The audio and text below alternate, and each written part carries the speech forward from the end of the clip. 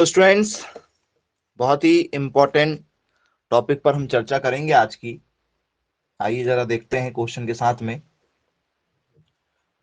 तो students, question है हमारा क्रॉप पर और एनिमल पर बेस्ड टॉपिकों पर होंगे। क्रॉप पर हम चर्चा करेंगे आपसे। तो क्वेश्चन के साथ स्टार्ट करते हैं स्टूडेंट्स। बताइएगा क्या होगा इसका correct answer.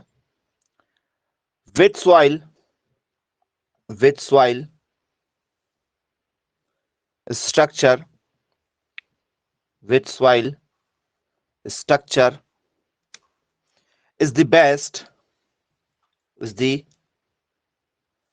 best for plant growth। ऐसे हमसे पेपर में क्वेश्चन पूछे जाते हैं। जरा देखते हैं क्या कह रहा है क्वेश्चन हमारा।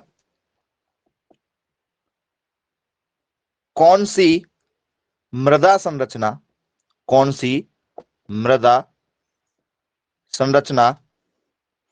पौधों की वृद्धि के लिए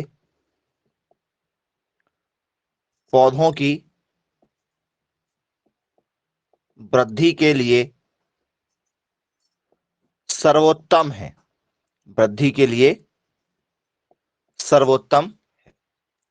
ऑप्शन स्टूडेंट्स हमारा प्लेटी एंड राउंड मतलब सपाट मिट्टी और गोल जो मिट्टी की संरचना होगी ये इंपॉर्टेंट होती है। या स्टूडेंट्स मिट्टी जो है वो एंगुलर एंड प्लेटी होना चाहिए। ठीक है, मतलब कोनी और सपाट होना चाहिए मिट्टी। या स्टूडेंट्स मिट्टी जो है हमारी वो ग्रेनुलर एंड क्रम्ब होना चाहिए, दानेदार व मिट्टी चूरा होना चाहिए। या स्टूडेंट्स ये सभी क्या होना चाहिए स्टूडेंट्स, जरा आंसर मैसेज करें। क्या लग रहा है आपको?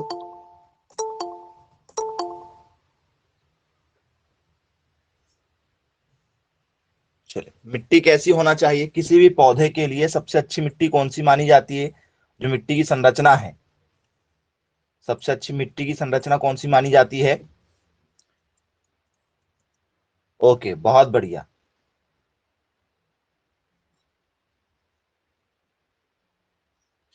तो स्टूडेंट्स यदि पूछा जाए कि भैया सबसे अच्छी मिट्टी कौन सी होती है, तो स्टूडेंट्स सबसे अच्छी मिट्टी हमारी होती है दोमट मिट्टी। मिट्टी की यदि बात करें तो स्टूडेंट्स मिट्टी में हमने सुना होगा दोमट मिट्टी सबसे अच्छी मिट्टी मानी जाती है। दोमट मिट्टी जिसे हम लोग क्या बोलते हैं? जिसे हम लोग बोलते हैं हमारी लोमी सॉइल। नाम सुना होगा। मिट्टी की बात करें तो भैया दोमट मिट्टी सबसे अच्छी मानी जाती है। बोले जी, लेकिन वो मिट्टी जो संरचना में होगी वो मिट्टी की संरचना कैसी होना चाहिए? मिट्टी की संरचना कैसी होना चाहिए? तो मिट्टी की संरचना में क्या पूछा जाएगा स्टूडेंट्स हमसे कि भैया मिट्टी की संरचना कैसी होना चाहिए प्लांट ग्रोथ के लिए? तो सर मिट्टी जो होना चाहिए दानेदार होनी चाहिए, जिसे हम लोग बोलते हैं भुरभुरी। जिसे हम लोग क्या बोलते हैं? भुरभुरी या दानेदार के नाम से जानते हैं। तो बोले यस सर, मिट्टी कैसी होना चाहिए हमारी? दानेदार होना चाहिए और चूरा हुई होना चाहिए। इसलिए तो हम लोग जब मिट्टी को क्या करते हैं, फसल लगाने से पहले हम मिट्टी को क्या करते हैं? चूरा करते हैं। कल्टीवेटर चलाते हैं, रोटावेटर वगैरह चलाते हैं। मिट्टी को क्या करते हैं हम लोग? क्रम्ब करते हैं, चूरा कर लेते हैं। बोले यस सर, ढेले तोड़ना पड़ता है जब जाके तो मिट्टी क्या होती है? चूरा होती है, बारीक हो जाती है, दानेदार हो जाती है। तो बोले यस सर, बिल्कुल ठीक है। तो मिट्टी की संरचना कैसी होना चाहिए आपकी? दानेदार एवं चूरा होनी चाहिए। बोले जी सर, ठीक है भाई, बन जाएगा पेपर में यदि पूछा जाए तो। अब सेंस प्लांट ग्रोथ करने के लिए, ठीक है, यदि हमसे पेपर में यदि पूछ लिया जाए कि हमें प्लांट ग्रोथ करना है, तो सेंस प्लांट ग्रोथ के तो ये हो गए, ठीक है। अब प्लांट ग्रोथ के लिए स्टूडेंट्स एलिमेंट भी चाहिए। बोलिए यस सर, एलिमेंट भी लगते हैं प्लांट ग्रोथ करने के लिए। हमें प्लांट ग्रोथ करने के लिए हमें एलिमेंट भी लगते हैं। ये तो मृदा संरचना होगी। बोले यस सर, प्लांट ग्रोथ करने के लिए हमें एलिमेंट की भी जरूरत होती है। बोले यस सर। तो पेपर में स्टूडेंट्स हमसे पूछा जाता है, ठीक है, कैसे क्वेश्चन आ जाते हैं प्लांट ग्रोथ के लिए हमें। तो स्टूडेंट्स ऐसा क्वेश्चन आ जाता है, what is the main element, what is the main element for plant growth. ये भी क्वेश्चन हमसे पेपर में पूछा जा चुका है।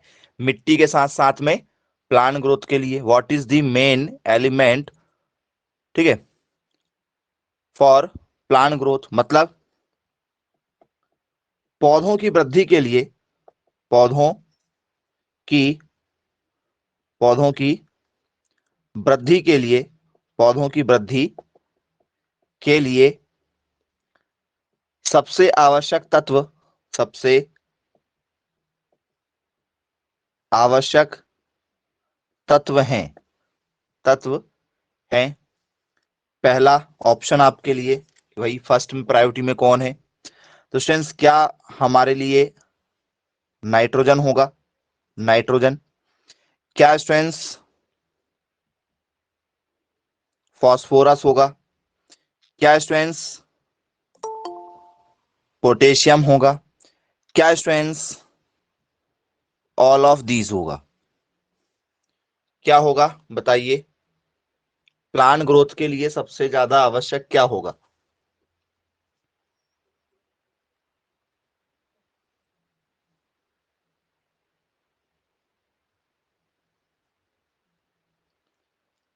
ओके, प्लांट ग्रोथ के लिए, पौधों की वृद्धि के लिए सबसे आवश्यक तत्वों में जो हमारे तीन तत्व आते हैं वो हमारे हैं एनपीके। क्या क्या है स्टूडेंट्स, बोलो सर एनपीके हैं। तो स्टूडेंट्स क्या हो जाएगा हमारा, नाइट्रोजन भी होगा, नाइट्रोजन भी होगा, ठीक है, हमारा फास्फोरस भी होगा, फास्फोरस भी होगा, और हमारा पोटेशियम भी होगा, हमारा पोटेशियम भी होगा। एनपीके तीनों होंगे, एनपीके तीनों ही होंगे। और तीनों से क्या होता है स्टूडेंट्स, हमारी पौधों की वृद्धि के लिए सबसे आवश्यक तत्व ये माने जाते हैं। बोलिए यस सर, ठीक है, आवश्यक तत्व माने जाते हैं। अब क्वेश्चन में आपको यही दे देता हूं, what is the main commercial, what is the main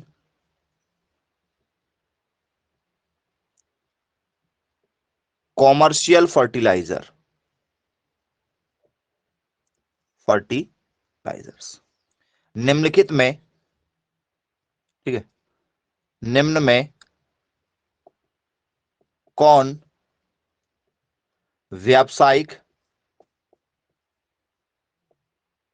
निम्न में कौन व्यावसायिक उर्वरक होगा। व्यावसायिक उर्वरक, बताइए व्यावसायिक उर्वरक कौन होगा इन सभी में। व्यावसायिक उर्वरक, कॉमर्शियल एलिमेंट।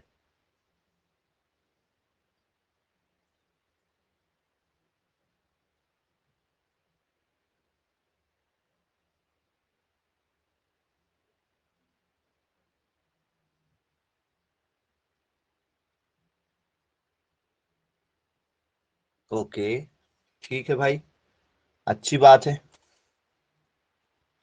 बहुत बढ़िया। तो स्टूडेंट्स यदि आपसे पेपर में यदि पूछा जाए, ठीक है,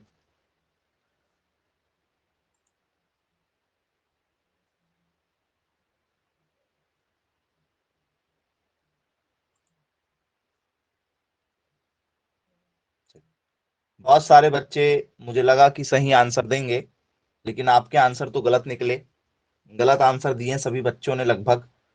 जी, तो स्टूडेंट्स व्यावसायिक उर्वरक पूछा गया है, और व्यावसायिक उर्वरक का मतलब होता है कि भैया जिसको व्यवसाय के लिए बेचा जाता है, खरीदा जाता है। तो सर नाइट्रोजन को भी खरीदा जाता है, फास्फोरस को भी खरीदा जाता है, और पोटेशियम को भी खरीदा जाता है। व्यावसायिक एलिमेंट ये तीनों ही हैं, इन तीनों का ही सबसे ज्यादा क्या चलता है, व्यवसाय चल रहा है, काला बाजारी भी इनकी सबसे ज्यादा हो रही है। हमारी जो सोसाइटी होती है, सहकारी बैंक वगैरह जो होती है, वहां पर भी आपको ये तीनों चीजें ही मिलती हैं। नाइट्रोजन, फास्फोरस और पोटेशियम, एनपीके ही हमें वहां पर मिलता है। तो फिर आप कैसे भूल गए? एनपीके ही नाम है ना इसका, एन पी और के, यही तो मिलता है हमें व्यावसायिक रूप से। तो बोले जी सर बिल्कुल ठीक है। तो याद रखिएगा स्टूडेंट्स, गलत नहीं करेंगे आप लोग, व्यावसायिक एलिमेंट की कैटेगरी में इसे रखा जाता है। बोले यस सर ठीक है। अब स्टूडेंट्स, पेपर में दी पूछ लिया जाए अगला क्वेश्चन, ठीक है।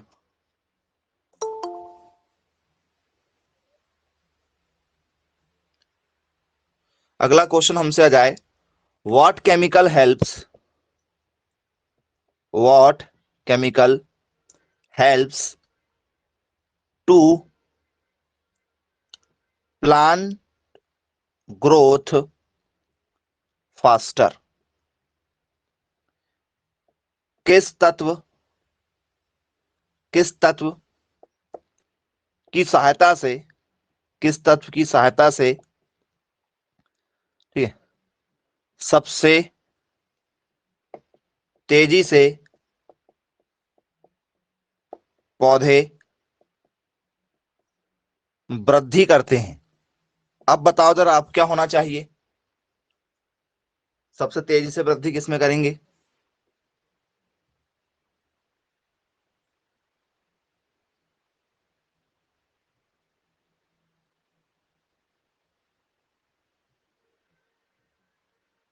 ओके, नाइट्रोजन डाल दो तो पौधा तेजी से वृद्धि करेगा।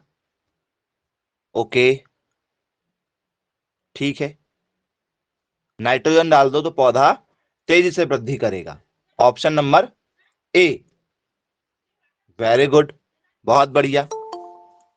चलो, मुझे लगा आप बहुत अच्छे बच्चे हैं, ठीक है, पढ़ने लिखने वाले बच्चे हैं, मुझे लगा था, लेकिन ऐसा कुछ नहीं है। अरे भाई, यदि आपसे पेपर में यदि पूछा जाए कि भाई मेरे पास में दलहनी फसल लगी है, दलहनी फसल लगी है, मुझे मेरे पास में क्या कौन सी क्रॉप्स लगी, लेग्यूम क्रॉप्स लगी है, लेग्यूम्स क्रॉप्स, तो लेग्यूम क्रॉप्स में तो नाइट्रोजन डाला ही नहीं जाता है, तो पौधा वृद्धि ही नहीं करना चाहिए फिर तो।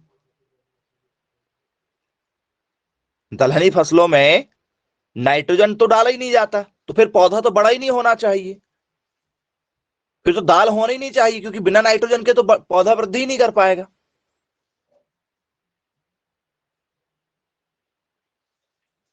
तो स्टूडेंट्स, करेक्ट आंसर क्या होगा इसका? All of these, nitrogen, phosphorus और पोटेशियम, ये तीनों चीजें पौधों के लिए जरूरी है, प्लांट ग्रोथ के लिए, चाहे कोई भी पौधा हो जाए। याद रखिएगा एनपीके। बहुत सारे बच्चे गलत आंसर दे रहे हैं, जरा अपने आंसरों पर ध्यान दीजिए। बोले यस सर ठीक है भाई, बनेगा। तो ये है स्टूडेंट्स, आपसे पेपर में यदि पूछा जाए तो आई होप सबको समझ में आ गए होंगे। बहुत सारी गलतियां पे गलतियां आप लोग किए हैं, उसको थोड़ा सा जरा ध्यान दीजिए, गलती नहीं होना चाहिए। चलिए, आई होप क्लियर हो गया होगा सभी लोगों को। बनेंगे। चलिए, तो स्टूडेंट्स, पेपर में यदि हमसे पूछा जाए कि भैया प्लांट ग्रोथ जो हमारे क्या होते हैं, ठीक है, एलिमेंट होते हैं, वो कौन कौन से एलिमेंट जो है वो प्लांट ग्रोथ के लिए रिस्पॉन्सिबल हैं। कुछ एलिमेंट हैं ऐसे जो प्लांट ग्रोथ के लिए क्या होते हैं, जरूरी होते हैं। तो बोले यस सर, प्लांट ग्रोथ के लिए क्या होते हैं, जरूरी होते हैं। तो उनके जरा नाम देख लेते हैं, कौन कौन से जो है वो प्लांट ग्रोथ के लिए जरूरी होते हैं। तो हैं ऐसे कुछ एलिमेंट्स? बोले जी सर बिल्कुल है। कौन कौन से एलिमेंट हैं? तो सर एनपीके तो हमने अभी लिख चुका है, प्लांट ग्रोथ के लिए एनपीके जरूरी है। अब एनपीके के अलावा भी कुछ ऐसे तत्व होंगे जो जरूरी होंगे। तो बोले जी बिल्कुल सर। आइए जरा इसी टॉपिक पर जरा हम चर्चा करते हैं, प्लांट न्यूट्रिशन, उनके जो वर्क वगैरह होंगे, इस पर जरा हम चर्चा करेंगे। चलिए, चलिए, तो फ्रेंड्स, पौधों के लिए आवश्यक तत्व जो हैं, प्लांट न्यूट्रिशन पर हम चर्चा करेंगे। ठीक है, पौधों के लिए आवश्यक तत्व कौन कौन से हैं, आइए जरा इस पर चर्चा कर लेते हैं। ठीक है, पौधों में पोषक तत्व, ठीक है, पौधों में पोषक तत्व, उनके कार्य देखेंगे और उनके, ठीक है, फंक्शंस वगैरह देखेंगे, कमी के लक्षण देखेंगे, डिफिशियंसी देखेंगे उसकी। तो क्या है टॉपिक स्टूडेंट्स हमारा? प्लांट न्यूट्रिएंट, ठीक है, प्लांट न्यूट्रिएंट्स। बोलिए यस सर, ठीक है। अब स्टूडेंट्स प्लांट न्यूट्रिएंट्स में यदि हम बात करेंगे तो स्टूडेंट्स पहला जो है हमारा, ठीक है, आपने सबने पढ़ा हुआ होगा, जो पेपर में हमसे पूछा जाता है 11th क्लास में भी आपने शायद पढ़ा होगा। तो स्टूडेंट्स प्राइमरी माइक्रोन्यूट्रिएंट्स, प्राथमिक पोषक तत्व, ये पढ़ा है आप लोगों ने, प्राथमिक पोषक तत्व, जिसे क्या कहा जाता है? Primary macro nutrients. कौन कौन से स्टूडेंट्स प्राइमरी में? प्राइमरी कौन कौन से हैं? तो सर प्राइमरी में सर एनपीके, प्राइमरी में कौन है? एन, पी और के, नाइट्रोजन, फास्फोरस और पोटेशियम। नाइट्रोजन, फास्फोरस और पोटेशियम स्टूडेंट्स हमारे प्राइमरी मैक्रो न्यूट्रिएंट्स है, जो सबसे ज्यादा मात्रा में लगते हैं। जो ज्यादा मात्रा में लगते हैं उसके लिए हम लोग मैक्रो शब्द का यूज करते हैं। मैक्रो मतलब होता है बृहद। मैक्रो का मतलब क्या होता है? मैक्रो का मतलब होता है बृहद। बृहद मतलब क्या होता है? ज्यादा, जो ज्यादा मात्रा में लगते हैं। किसान सबसे ज्यादा इन्हीं चीजों को उपयोग करते हैं। बोलिए सर ये सबसे ज्यादा आवश्यक होते हैं। फिर आते हैं स्टूडेंट्स हमारे सेकंड नंबर में द्वितीयक, द्वितीयक पोषक तत्व, द्वितीयक पोषक तत्व आते हैं, जिसे हम लोग क्या कहते हैं? सेकेंडरी मैक्रोन्यूट्रिशन। क्या नाम से जाना जाता है इसे? इसे जाना जाता है स्टूडेंट्स हमारा secondary macro nutrients, secondary macro nutrients. तो स्टूडेंट्स पौधों की वृद्धि के लिए, ठीक है, थोड़ी सी कम मात्रा में, प्राथमिक से थोड़ी कम मात्रा में जो लगते हैं, किन किन चीजों का यूज किया जाता है बताओ? सेकेंडरी में कौन कौन से आएंगे? Sir calcium, calcium okay, calcium आ जाएगा, और सल्फर ओके, कैल्शियम, मैग्नीशियम और सल्फर, कैल्शियम, मैग्नीशियम और सल्फर, ये हमारे क्या है? सेकेंडरी पोषक तत्व हैं। पौधों को एनपीके के बाद में जो सबसे ज्यादा लगते हैं सेकंड नंबर में, वो है आपके कैल्शियम, मैग्नीशियम और सल्फर। बोले जी सर, ठीक है, कैल्शियम, मैग्नीशियम और सल्फर। यदि आपको नाम लिखना तो आप नाम लिख लीजिएगा, कैल्शियम, मैग्नीशियम और सल्फर। क्या नाम है इनके?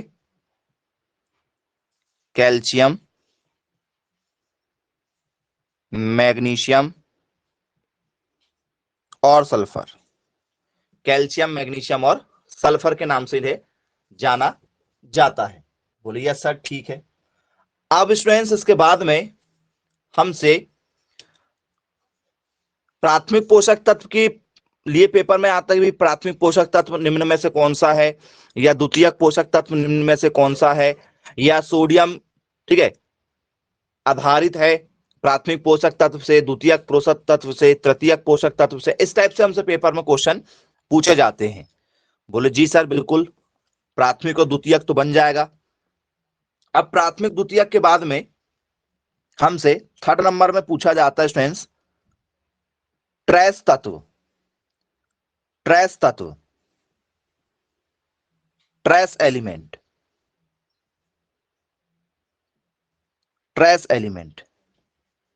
क्या होता है भैया ट्रेस एलिमेंट? ट्रेस एलिमेंट किसे कहा जाता है? पेपर में दिया आया ट्रेस एलिमेंट, बताओ क्या होता है ट्रेस एलिमेंट? किसे कहोगे? ओके वेरी गुड, बहुत बढ़िया। ट्रेस एलिमेंट यदि आपसे पेपर में यदि पूछा जाता है तो भैया ट्रेस एलिमेंट का नाम क्या होता है? सर ट्रेस एलिमेंट को ही हम लोग बोलते हैं सूक्ष्म पोषक तत्व, सूक्ष्म पोषक तत्व, या इसका ही नाम हो जाता माइक्रो। माइक्रो मतलब कम, माइक्रो मतलब क्या होता है? कम, जो कम मात्रा में लगते हैं, लेकिन लगते हैं समय आने पर। तो माइक्रो न्यूट्रिशन के नाम से इसे जाना जाता है। किस नाम से जाना जाता है? माइक्रो, ठीक है, न्यूट्रिएंट्स के नाम से इसे जाना जाता है। माइक्रो मतलब कम, तो कम लगते हैं। तो सर प्राथमिक और द्वितीयक के बाद में जो लगते हैं वो होते हैं हमारे कौन से? सूक्ष्म पोषक तत्व। तो सर सूक्ष्म पोषक तत्व में स्टूडेंट्स हमारा zinc, iron, manganese, molybdenum, copper, boron, ठीक है, ये स्टूडेंट्स हमारे क्या है? और क्या है हमारे? निकेल, निकेल नाम सुना होगा इसका आपने, बोलिए यस सर, सुना हुआ है। और कुछ छूटा क्या? बोले सर नहीं। ये स्टूडेंट्स क्या है हमारे? फिर माइक्रो और ट्रेस एलिमेंट कहलाते हैं। माइक्रो और ट्रेस एलिमेंट कहलाते हैं। तो बोलिए यस सर, क्या है? जिंक, क्या नाम है इसका? तो सर जिंक है। फिर क्या है हमारा? आयरन, लोहा, आयरन। आयरन के बाद में स्टूडेंट्स क्या है हमारा? एमएन। एमएन मतलब क्या होता है? मैग्नीज होता है। एमएन मतलब क्या होता है हमारा? मैग्नीज, बोलिए यस सर, मैग्नीज हो जाएगा। MO means, MO means molybdenum, क्या हो जाता है हमारा? मोलिब्डेनम, बोलिए yes sir, molybdenum, molybdenum. Molybdenum के बाद में स्टूडेंट्स क्या है हमारा? Copper, copper. कॉपर के बाद में क्या है? बोरॉन,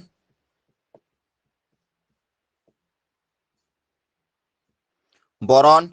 बोरॉन के बाद में क्या है? एनआई, निकल,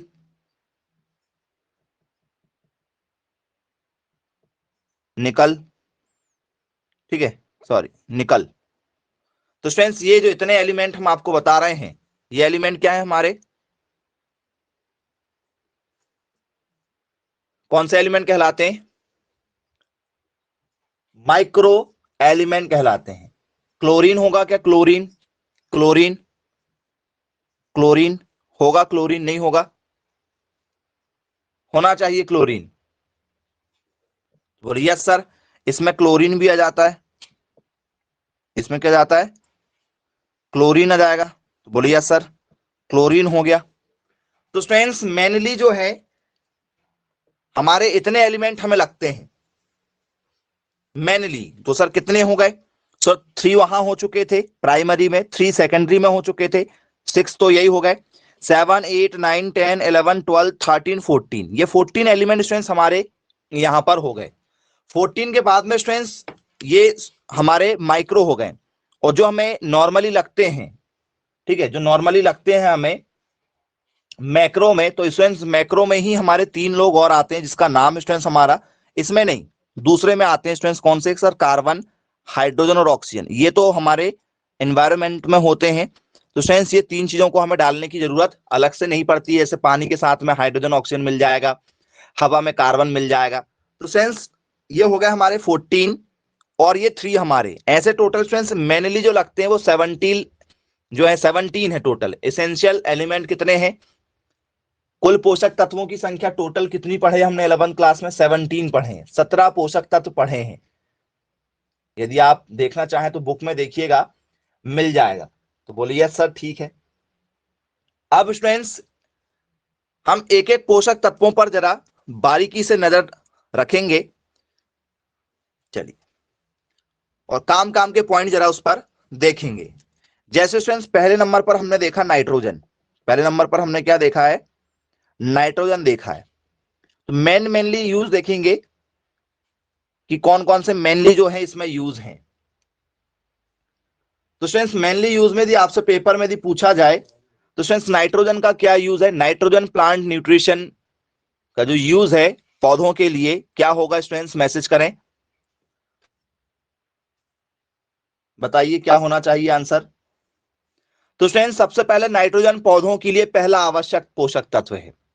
यदि आपसे पेपर में यदि पूछ लिया जाए कि भैया पेड़ पौधों के लिए सबसे आवश्यक पहला पोषक तत्व, सबसे पहला नाइट्रोजन सबसे पहला आवश्यक पोषक तत्व होता है, सबसे ज्यादा नाइट्रोजन लगता है किसी भी पौधों के लिए। बोलिए सर। पौधों के लिए मजबूत गहरे हरे रंग के पत्ते बनाना, प्रकाश संश्लेषण क्रिया करवाना, ठीक है। जैसे पत्तेदार वाली चीजें कौन सी होगी? घास, गेहूं, जई, छोटे अनाज, नाइट्रोजन की आवश्यकता होती है। हरे पत्तेदार सब्जियों में भी नाइट्रोजन की जरूरत पड़ती है। हरे पत्तेदार सब्जी हो गई, चाहे कि जो गहरे पत्ते वाली फसल है वो हो गया हमारा, या घास फसल हो गई, घास फसल हो गई, उसमें भी नाइट्रोजन की आवश्यकता होती है। तो नाइट्रोजन क्या करता है? नाइट्रोजन क्या करता है? यदि नाइट्रोजन यदि नहीं दोगे तो क्या होगा? तो सर नाइट्रोजन यदि नहीं देंगे तो क्या होगा? पत्ते हल्के पीले रंग के हो जाएंगे, और नाइट्रोजन से कमी से क्या होने लगते हैं? पत्ते गिरने लगते हैं। पौधों में नाइट्रोजन की कमी से पत्ते मुरझाने लगेंगे, हल्के से पीले रंग के हो जाएंगे, और नाइट्रोजन की कमी से पत्ते गिरने लगेंगे। बोले जी सर। क्लियर है? बोले बिल्कुल। है ना? यही होता है कि नहीं होता है? बोले बिल्कुल सर, यही होता है। ठीक है, तो हम पॉइंट टू पॉइंट आपको एक्सप्लेन करते चलेंगे, आप लिखते चलिएगा, क्योंकि समझाने की चीजें इसमें ज्यादा है, लिखने की चीजें क्या होंगी? कम होंगी। तो स्टूडेंट्स क्या होगा इसमें? फायदा किसको होता है? यदि हम देखें तो लाभ किसको होता है इसमें? ठीक है, ठीक है, एडवांटेज किसको मिलेगा? एडवांटेज किसको मिलेगा? लाभ किसको मिलेगा? तो सर हरे पत्तेदार, हरे पत्तेदार फसलों में फायदा किसको मिलेगा? हरे पत्तेदार फसलों में सबसे ज्यादा इसको फायदा देखने को मिलेगा। बोलिए सर। एग्जाम्पल के रूप में यदि लिखना है, हरे पत्तेदार मतलब ग्रीन वेजिटेबल वगैरह हो गई हमारी, ग्रीन, ठीक है, वेजिटेबल वगैरह हो गई, या ग्रीन क्रॉप्स हो गई हमारी जो भी, या जिनकी क्या होती हैं? छोटी पत्तियां होती हैं। छोटी पत्तियों वाले में सबसे ज्यादा करके यही लगता है। बोले एग्जाम्पल, एग्जाम्पल पर यदि हम चर्चा करें तो फ्रेंड्स आपने ग्रास देखा होगा, घास, घासों में, ठीक है, यही लगता है। जैसे लॉन ग्रास वगैरह हो गई, लॉन ग्रास बनाते हैं ना लोग बाग, बोलिए सर घास वगैरह जो मैदान तैयार करते हैं उसमें लगता है। एग्जाम्पल में जैसे देखा जाए तो गेहूं में लगता है, गेहूं में लगता है, ठीक है, जई वगैरह में लगता है, जौ जई वगैरह हमारा हो गया, ओट्स में लगता है, मक्का, मक्के में लगता है, मेज में लगता है। इस तरीके से स्टूडेंट्स बहुत सी चीजों में लगता है ये, ठीक है। स्मॉल ग्रेन क्रॉप्स जो होती है, छोटे अनाज वाली फसलें होती है, उनमें भी यही लगता है। बोले जी सर ठीक है। अब स्टूडेंट्स यदि इसकी क्या हो जाए? कमी वगैरह यदि हो जाए, कमी यदि हो जाए, कमी, ठीक है, तो स्टूडेंट्स डिफिशियंसी होने से क्या होगा? यदि आपसे किसी ने कहा कि भैया नाइट्रोजन की क्या हो गई, खेत में कमी हो गई है, डिफिशियंसी हो गई, तो स्टूडेंट्स डिफिशियंसी से क्या होगा? डिफिशियंसी हो गई, तो नाइट्रोजन की कमी से क्या होना चाहिए?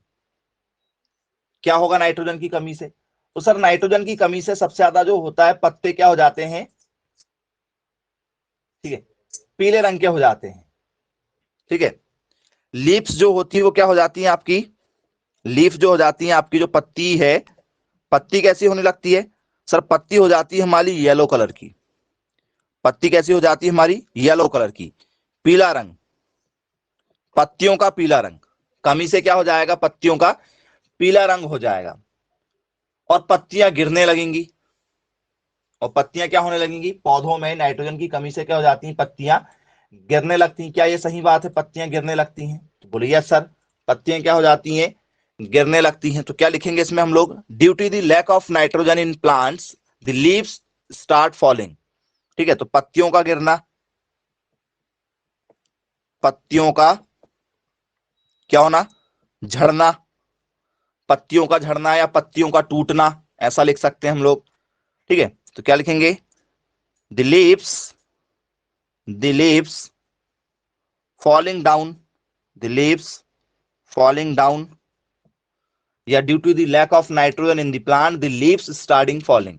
ठीक है, स्टार्ट फॉलिंग। बोलिए सर कमी से हो जाता है। अब नाइट्रोजन ज्यादा हो गया, कमी नहीं हुई, ठीक है। हमने लेबरों को बोला या खेतों में हम डालने पहुंच गए और हम क्या थे, नौसिखिए किसान थे, नए नए किसान बने थे हम, और खेतों में हमने सोचा कि ज्यादा फसल होगी और नाइट्रोजन डाल दो, या जो लेबर थे उनको नाइट्रोजन डालने के लिए खेतों में कहा तो उनने ज्यादा ज्यादा डाल दिए, अधिक हो गया नाइट्रोजन। अब तो अधिक होने से क्या होगा, अधिकता से क्या होगा, कमी से तो पत्तियां पीली हो गई, ज्यादा होने से क्या होगा, अधिकता से क्या होगा, अधिकता से क्या होगा,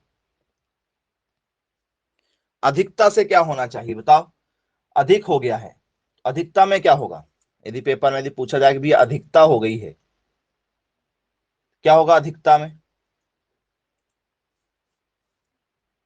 बहुत बढ़िया, वेरी गुड, अधिकता में पत्तियां गिरने लगेंगी, अधिकता में पत्तियां गिरने लगेंगी। ओके ठीक है भाई। अब स्टूडेंट्स, यदि क्या हो जाए, रिचनेस हो जाए, ठीक है, क्या हो जाए, रिचनेस हो जाए, अधिकता यदि हो जाए, तो अधिकता होने से आपने कहा है कि सर अधिकता होने से पत्तियां मुरझा जाती हैं, युवा पौधों की पत्तियों में धब्बे नजर आते हैं, क्या नजर आते हैं, पत्तियों में धब्बे देखा है, पत्तियों में धब्बे देखा है, बोलिए यस सर देखा है हमने, डेड स्पॉट जिसे कहा जाता है, क्या कहा जाता है जिसे, डेड स्पॉट के नाम से जाना जाता है, बोलिए यस सर, पत्तियों में धब्बे बनना, क्या बनना, पत्तियों में धब्बे बनना, पत्ती में धब्बे बनना चालू हो गए तो समझ जाना नाइट्रोजन ज्यादा हो गया है, पत्तियों में धब्बे बनना, बोलिए यस सर, डेड स्पॉट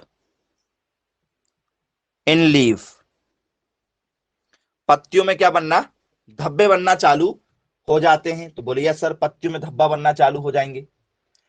अब नाइट्रोजन मिलेगा कहां, नाइट्रोजन कहां से लाओगे खेतों में डालने के लिए, तो स्टूडेंट्स नाइट्रोजन के लिए हम लोग यूरिया का यूज करते हैं, गोबर की खाद का यूज करते हैं, नीम का यूज करते हैं, नीम का, नीम वगैरह का यूज करते हैं, बोलिए यस सर, नीम वगैरह का यूज करते हैं,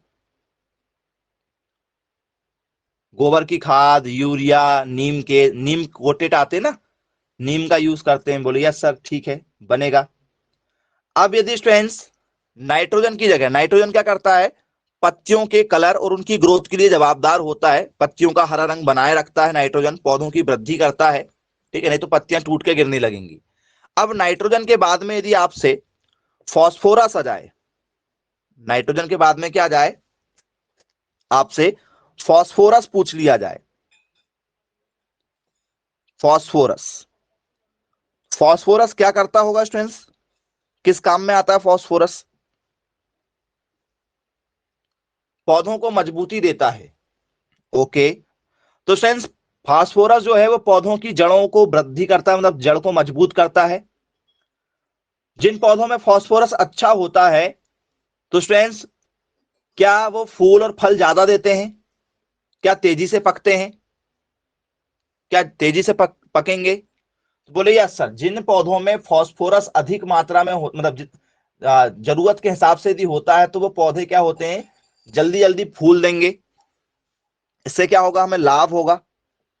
तो लाभ क्या क्या होने वाला है, एडवांटेज क्या क्या मिलने वाला हमें, तो सर पहला एडवांटेज, वे अधिक फूल देंगे, वे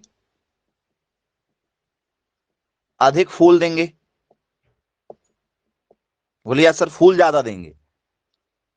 प्रोड्यूस मोर फ्लावर, क्या करेंगे, प्रोड्यूस मोर फ्लावर, यदि किसी फूलों में ज्यादा फूल लग रहे हैं, किसी फूल वाले पौधे में यदि ज्यादा फूल लग रहे हैं तो समझ जाना इसमें अच्छी मात्रा में फास्फोरस है। चलिए, दूसरा क्या होगा, फल बेहतर व तेजी से पकेंगे, ठीक है, फल बेहतर व तेजी से पकेंगे। बोलिए yes sir. Fruit ripen better and faster. ठीक है, fruit ripen better and faster. बोलिए यस सर। फल बेहतर भी पकेंगे और क्या होगा, तेजी से भी पकेंगे। तो बोले जी सर, बिल्कुल ठीक है सर। हमसे यदि पेपर में यदि पूछा जाए तो हमसे बन जाएगा, नोट डाउन कर लीजिए। तो बोले बिल्कुल सर, पेपर में यदि पूछा जाता है तो हमसे यहां से क्वेश्चन बन जाएगा, नोट डाउन कर लो।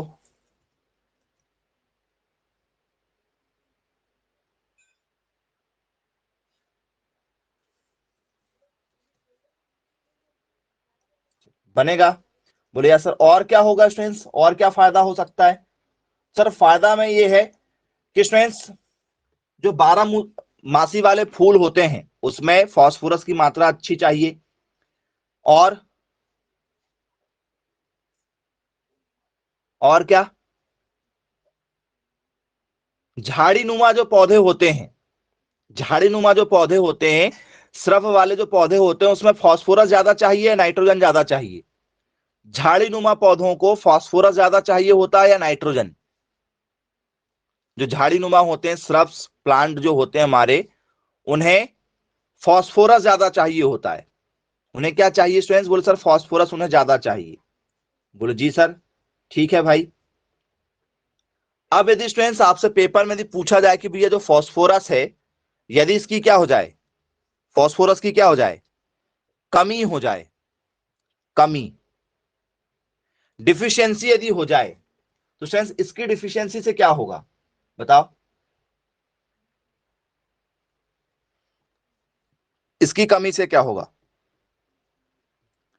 बताओ?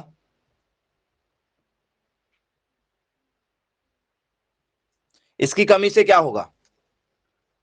फूल क्या हो जाएगा, फल क्या हो जाएंगे? बोल सर जड़ का विकास नहीं हो पाएगा, रूट ग्रोथ रुक जाएगी, पौधा छोटा ही रहेगा, पौधा बड़ा नहीं हो पाएगा, पत्तियां स्पष्ट रूप से बैगनी रंग की दिखाई देती। पत्तियों पर कैसे धब्बे जाते हैं? बैगनी कलर के धब्बे जाते हैं। पत्तियों पर कैसे धब्बे जाते हैं? बैगनी बैगनी रंग के धब्बे जाते हैं, देखा होगा आप लोगों ने। बोलिए सर देखा हुआ है। चलिए मैं आपको और दिखा भी देता हूं कि वो बैगनी रंग के धब्बे जो होते हैं, ठीक है, कैसे होते हैं।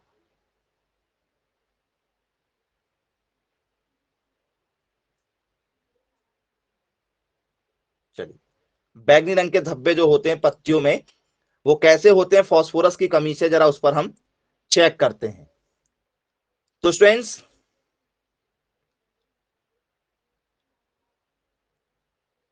ये देखिए, पत्तियों में कुछ इस तरीके के धब्बे होते हैं। देखो आप, पर्पल कलर के हल्के हल्के धब्बे डॉटेड डॉटेड आपको दिखाई दे रहे हैं।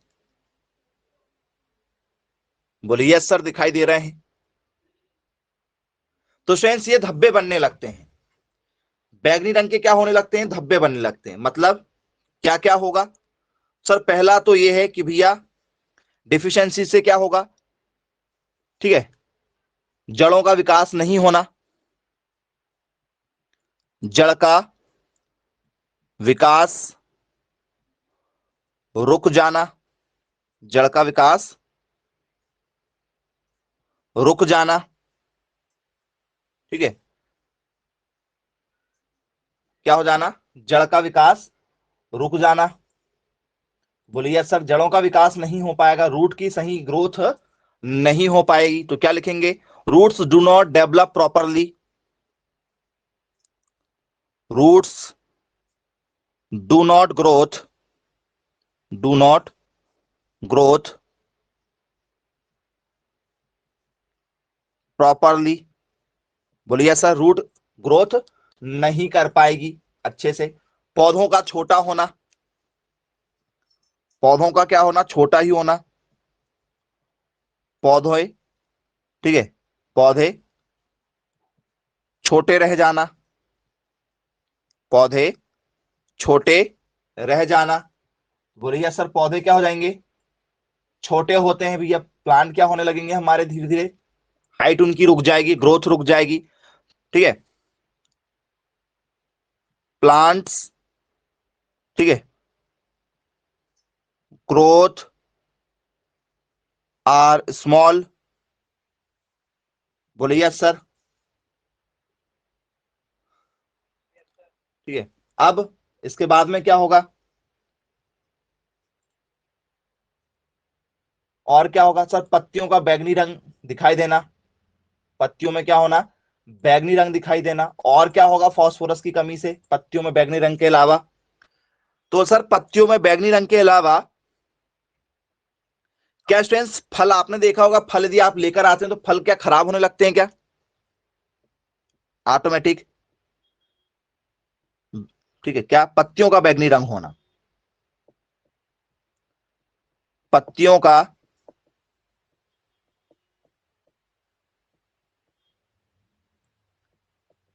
बैगनी रंग होना, पत्तियों का बैगनी रंग होना।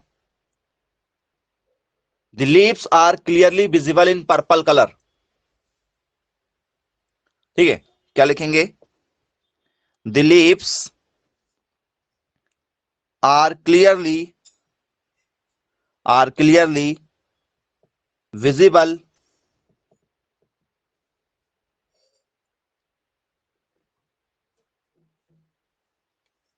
Visible in purple colour. बोलिए सर, पर्पल कलर की हो जाएगी। और क्या होगा, फास्फोरस की कमी के कारण खराब फल और बीज होते हैं। खराब फल देखा होगा आपने, फल लगे होते हैं तो वो फल लगे लगे क्या हो जाते हैं, खराब हो जाते हैं।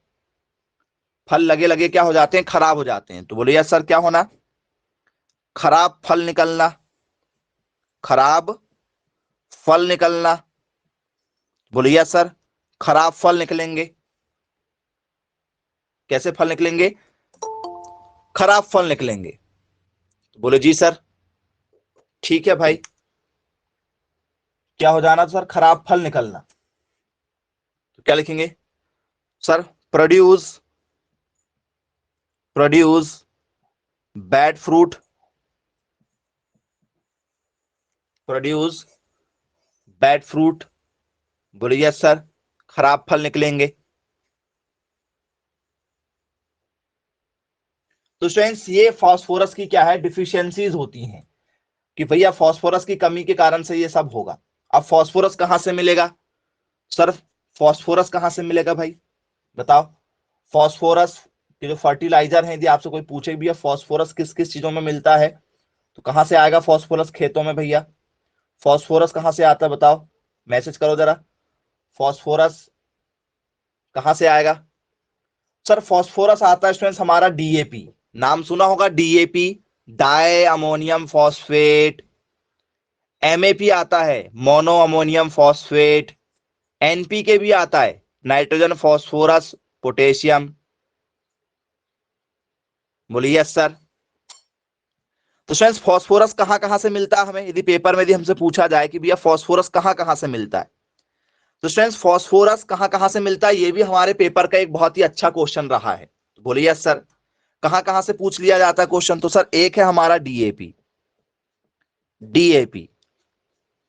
जरा फुल फॉर्म मैसेज करना, क्या होता है डीएपी का फुल फॉर्म।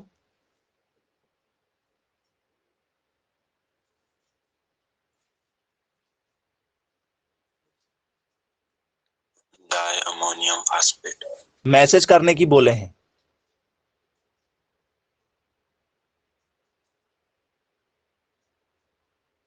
चलिए, डाई अमोनियम फॉस्फेट, ओके। तो क्या होगा, डाई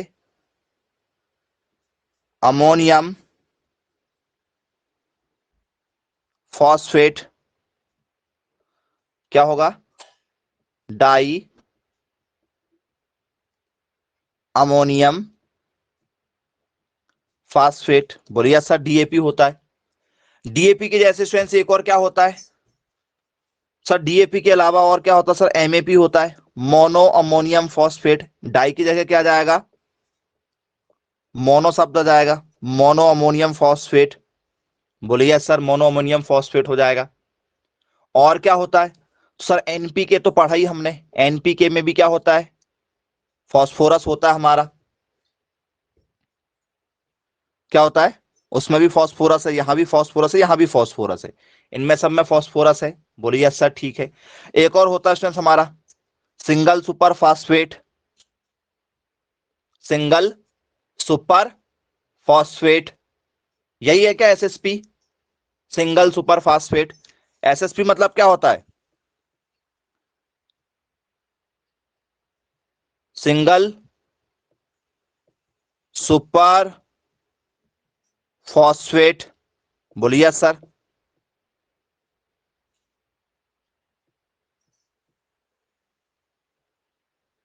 सिंगल सुपर फास्फेट। फिर डीएसपी भी होगा, डबल सुपर फास्फेट। टीएसपी भी होगा, ट्रिपल सुपर फास्फेट, क्योंकि सिंगल डबल और ट्रिपल। बोलिए yes sir, single super phosphate, double super phosphate और ट्रिपल सुपर फास्फेट। बोले जी बिल्कुल हो सकते हैं। तो सेंस फास्फोरस इस तरीके से हमें क्या होता है, मिल जाता है। और कहां मिल सकता है सर, रॉक फॉस्फेट जिसे कहते हैं, बर्मी कंपोस्ट बनाते हैं। बर्मी कंपोस्ट, बर्मी कंपोस्ट किससे बनती, केंचुए से या गोबर खाद से। बर्मी कंपोस्ट जो है वो कहां से बनती है, डीएपी जो है वो हमारा बर्मी कंपोस्ट से भी मिल जाता है। बर्मी कंपोस्ट पेपर में कई बार पूछा जा चुका है, खुद अपने आप में एक बड़ा टॉपिक है ये बर्मी कंपोस्ट। बर्मी कंपोस्ट किससे बनती, केंचुए से। ओके भाई, बर्मी कंपोस्ट केंचुए से बनती है, आप लोग कह रहे हैं बर्मी कंपोस्ट केंचुए से बनती है। बोले ओके ठीक है, मान लिया आपकी बात। बर्मी कंपोस्ट मतलब केंचुआ खाद, बर्मी कंपोस्ट मतलब केंचुआ खाद, क्या करेक्ट बात है।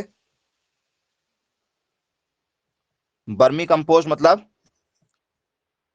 केंचुआ खाद, सही है। तो बोले यस सर, बर्मी कंपोस्ट मतलब क्या होता है, केंचुआ खाद होती। तो स्टूडेंट्स केंचुआ खाद से भी हमें क्या मिल जाता है, फॉस्फोरस मिल जाता है, रॉक फॉस्फेट से भी हमें मिल जाता है।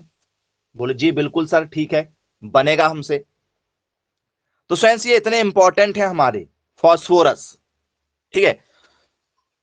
अब इसके बाद में फॉस्फोरस के बाद में क्या हुआ हमारा, तो सर थर्ड नंबर का है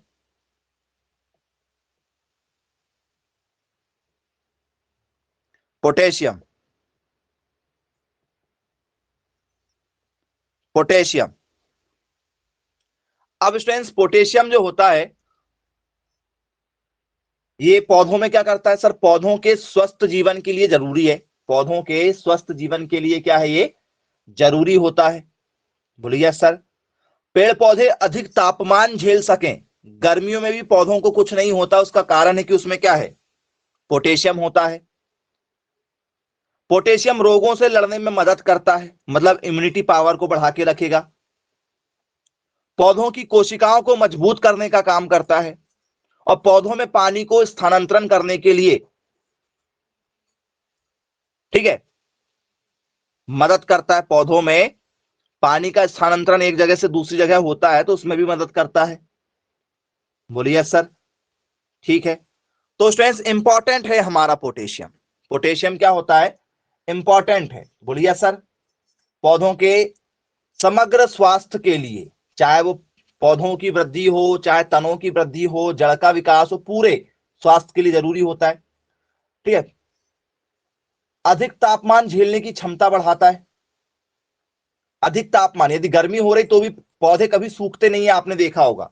कुछ पौधे ऐसे होते हैं जो गर्मियों में भी नहीं सूखते हैं। तो जो गर्मियों में नहीं सूखेंगे मतलब उस पौधे में क्या होगा, जो गर्मियों में हरे भरे पौधे दिखाई देते हैं हमें सड़क के किनारे कहीं भी, तो उन पौधों में क्या होता होगा, बताओ। उसमें क्या सबसे ज्यादा पाया जाता है, जो गर्मियों में हरे भरे पौधे होते होंगे उसमें पोटेशियम सबसे ज्यादा पाया जाता है। बोलिए सर, अधिक तापमान, अधिक तापमान को झेलने की क्षमता, झेलने की क्षमता बढ़ाना, क्षमता बढ़ाता है, ठीक है। क्या लिखेंगे?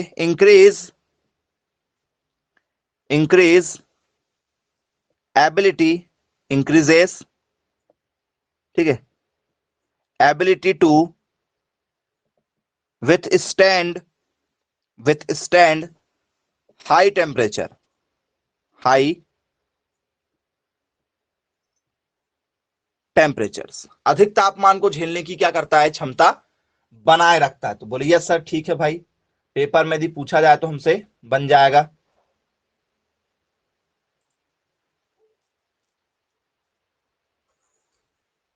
चलिए, बोले सर ठीक है, बोले अब और क्या करेगा? तो सर पौधों को रोगों से लड़ने में मदद करता है, पौधों को रोगों से लड़ने में मदद करता है। बोलिए यस सर। दूसरे नंबर का क्या हो जाएगा?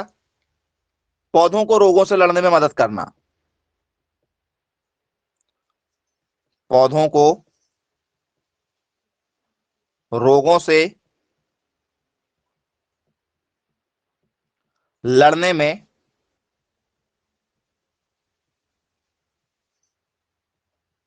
मदद करता है, पौधों को रोगों से लड़ने में मदद करता है। तो सर क्या करेगा? Help to plants, help to plant, ठीक है, फाइट, ठीक है, अगेंस्ट, फाइट अगेंस्ट, ठीक है, इन डिसीज। बोलिए यस सर। प्लांट्स को क्या करता है? फाइट करवाता है, किसके अगेंस्ट में? डिसीज के अगेंस्ट में क्या करवाता है? लड़ाई करवाता है। भाई तुम लड़ो, हम तुमको क्या दे रहे हैं? ताकत प्रदान करेंगे। बोलिए यस सर। अब यदि पोटेशियम क्या हो जाए? कम हो जाए, यदि क्या हो जाए? पोटेशियम कम हो जाए, पोटेशियम की कमी हो जाए, तो क्या होगा? पोटेशियम की क्या यदि हो जाए? कमी हो जाए, पोटेशियम क्या हो जाए? कम हो जाए, डिफिशियंसी हो जाए, तो डिफिशियंसी होने से क्या होगा?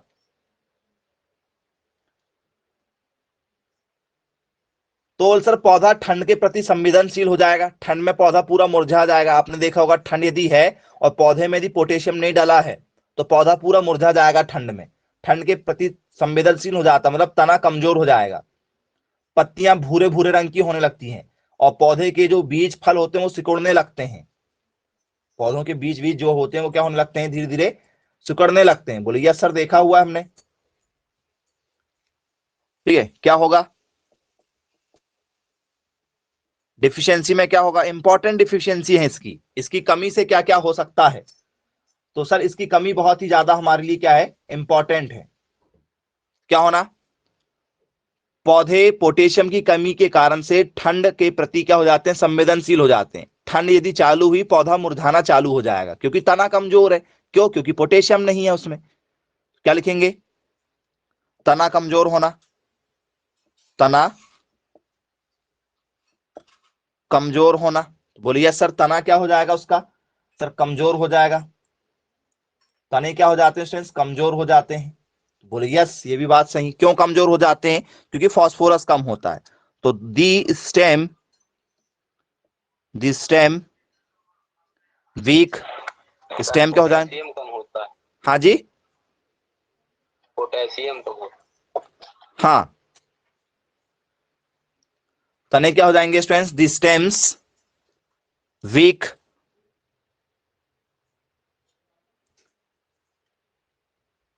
बोले सर यस। और क्या होगा? तो सर पत्तियों के किनारे पर ब्राउन रंग के क्या दिखाई देते हैं? रंग दिखाई देते हैं। पत्तियों के किनारे किनारे पर हमें क्या दिखाई देते हैं? ब्राउन रंग के धब्बे दिखाई देते हैं। बोलिए यस सर। क्या लिखेंगे? पत्तियों के किनारे पर, पत्तियों के किनारे पर भूरे या ब्राउन, ब्राउन रंग के, ठीक है, क्या बनना? धब्बे बनना, धब्बे बनना, बोलिए sir. Brown spot, brown spot appearance, appearance on the, on the egg of the lips. पत्तियों के किनारे किनारे पर, पत्तियों के किनारे किनारे पर हमें क्या दिखाई देते हैं? ऐसे धब्बे दिखाई देते हैं। चलिए जरा मैं आपको दिखाता हूं कि और कैसे दिखाई देंगे। पर्पल की जगह ब्राउन स्पॉट हमें देखना है, तो ब्राउन स्पॉट कैसे होंगे स्टूडेंट्स? पत्तियों के किनारे किनारे पर, पत्तियों के बीचों पर नहीं, पत्तियों के किनारे पर। तो ये देखो जरा, पत्तियों के आप बीच में देखो, बीच में धब्बे नहीं है, पत्तियों के क्या है? किनारे किनारे पर है। जब ज्यादा डिफिशियंसी हो जाएगी, ज्यादा ही कमी हो जाएंगी, तो पत्तियों के फिर किनारे से होते होते वो कहां जाएंगे? अंदर की ओर आ जाएंगे। तो बोलिए यस सर, अंदर की ओर आ जाएंगे। तो फ्रेंड्स ऐसे धब्बे उसमें हमें दिखाई देते हैं। तो बोलिए यस सर, ठीक है भाई। तो फ्रेंड्स ये पोटेशियम की कमी के कारण से होते हैं। किसकी कमी के कारण से होते हैं? पोटेशियम की कमी के कारण से होते हैं। अब ये पोटेशियम कहां मिलेगा हमें? यदि हमसे पेपर में यदि पूछ लिया जाए कि भैया पोटेशियम जो है हमें कहां से मिलेगा, कहां से मिलेगा?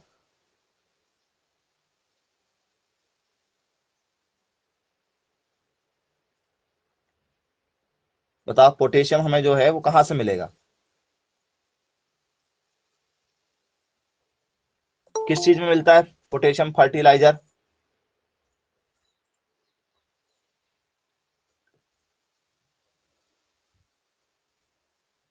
पोटेशियम, पोटेशियम का सिंबल होता है बच्चों के। पोटेशियम का सिंबल क्या होता है? एमओपी जो बोल रहे हैं, एमओपी जो बोल रहे हैं, उसमें पोटेशियम का सिंबल के होता भी है, के।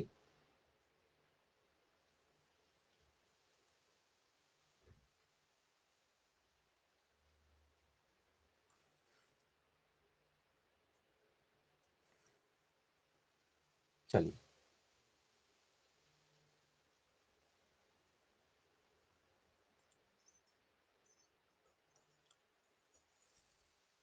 तो फ्रेंड्स मार्केट में आपने नाम ही सुना होगा पोटास।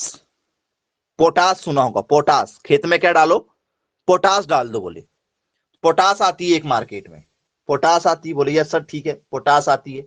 और क्या आता है पोटास के बाद में? क्या डालते हैं और? तो सर पहली बात तो एक एनपीके हो गया, क्योंकि एनपीके में तो होना ही होना है, एनपीके में तो होना ही होना है। बोले यस सर। और क्या डाल सकते हैं इसमें इसके अलावा? तो सर पोटेशियम सल्फेट, सल्फेट डाल सकते हैं। बोलिए सर, सल्फेट डाल सकते हैं, पोटेशियम सल्फेट। बोलिए सर, क्या डाल सकते हैं? पोटेशियम सल्फेट आता है, पोटास हमारा। तो यस सर, पोटेशियम सल्फेट डाल सकते हैं, जिसे हम लोग बोलते हैं K2SO4, K2SO4 डाल सकते हैं। पोटेशियम नाइट्रेट आता है, क्या आता है? Potassium nitrate. तो बोलिए यस सर, पोटेशियम नाइट्रेट आता है, पोटेशियम नाइट्रेट आता है, जिसे हम लोग बोलते हैं KNO3, KNO3 आता है। बोलिए यस सर। तो इस टाइप से स्टूडेंट्स हम चीजों को खेतों में डाल सकते हैं। गोबर की खाद में भी मिल जाता है थोड़ी मात्रा में। बोलिए यस सर, ये हो जाएगा स्टूडेंट्स हमारा। और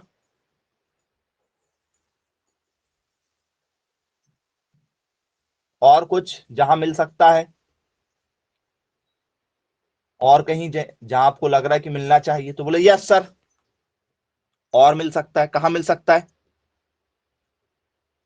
तो स्टूडेंट्स राख, राख आपने घर में सुना होगा। खेतों में स्टूडेंट जो हमारी वुड एश होती है, जो हमारी क्या होती है, लकड़ी की राख होती है, जो चूल्हे से जो राख निकलती है। लड़की लिख दिया मैंने, लकड़ी। चलो ये लकड़ी की राख, लकड़ी को जो राख निकलती है, तो लकड़ी की राख वगैरह भी क्या होता है स्टूडेंट, जो चूल्हे से जो राख निकलती है, क्या उसमें पोटेशियम होता है? बोलिए सर, उसमें पोटेशियम होता है। इसी राख को खेतों में डाला जाता है, देखा होगा आप लोगों ने। लकड़ी को, वुड एश को, लकड़ियों की राख को खेतों में डाला जाता है? बोले यस सर। ठीक है। तो स्टूडेंट्स इस तरीके की चीजें हमसे पेपर में पूछी जाती हैं। यदि आपसे पेपर में यदि बने तो आप बिल्कुल लिखिएगा। बहुत ही इंपॉर्टेंट चीजें हमने देखा है। आई होप सभी लोगों को क्लियर होगी। किसी को कोई डाउट है, कुछ पूछना चाहते हैं आप इन टॉपिकों में, तो बिल्कुल पूछ सकते हैं। पेपर के पॉइंट ऑफ व्यू से बहुत ही इंपॉर्टेंट हैं सभी।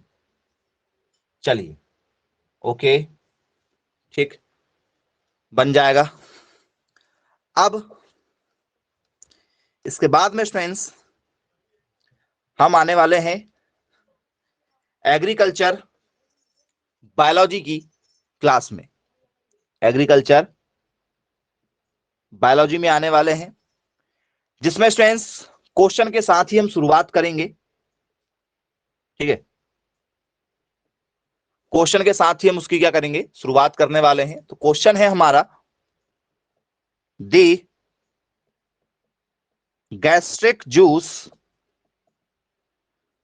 Present in our stomach has a pH of about,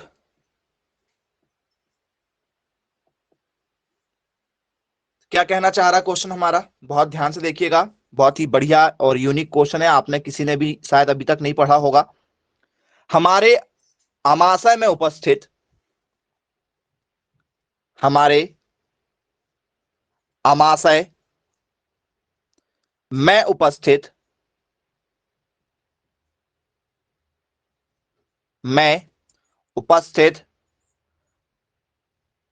जठराम्ल या जठर अम्ल जिसे कहते हैं, जिसे हम लोग क्या कहते हैं, जठर अम्ल, या जिसे गैस्ट्रिक जूस कहा जाता है। जिसे क्या कहा जाता है, गैस्ट्रिक जूस भी कहा जाता है। जठर अम्ल का पीएच लगभग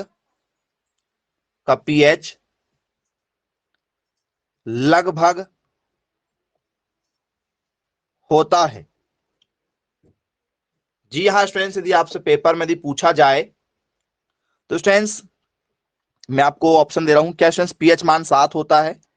क्या पीएच मान स्टूडेंट्स 9 होता है? क्या पीएच मान स्टूडेंट्स 2 होता है? क्या पीएच मान स्टूडेंट्स 12 होता है? क्या होता है स्टूडेंट्स पीएच मान, बताइए।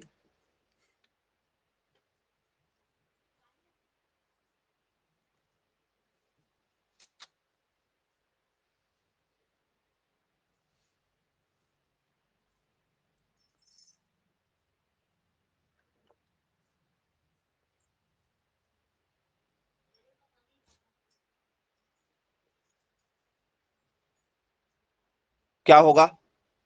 2 होगा सर, 2। जी, मैसेज करें।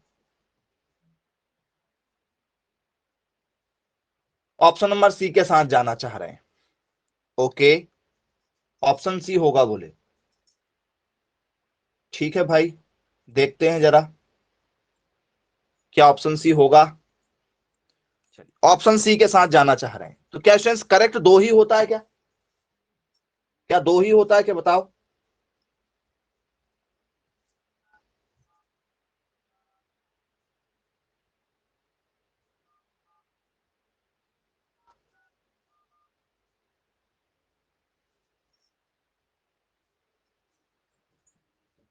दो।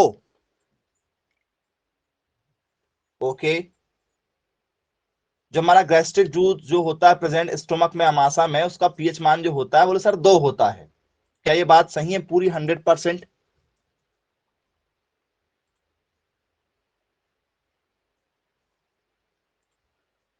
जी, 2 होता है बोले।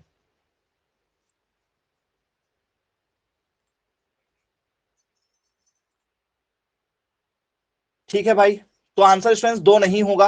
एग्जैक्ट आंसर जो है वो 2 नहीं होता है। एग्जैक्ट आंसर क्या होगा? एग्जैक्ट 2 कि 3? 2 से 3 के बीच में कुछ भी हो सकता है। 2 से 3 के बीच में कुछ भी हो सकता है। तो बोलिए यस सर, ठीक है भाई, 2 से 3 के बीच में कुछ भी हो सकता है। चलिए 2 से 3 के बीच में। अब जरा जो इतने अच्छे तरीके से बता रहे थे, gastric juice present in our stomach has a acid about, हमारे अमाशय में उपस्थित जठर अम्ल का अम्ल होता है। कौन सा अम्ल पाया जाता है हमारे अमाशय में?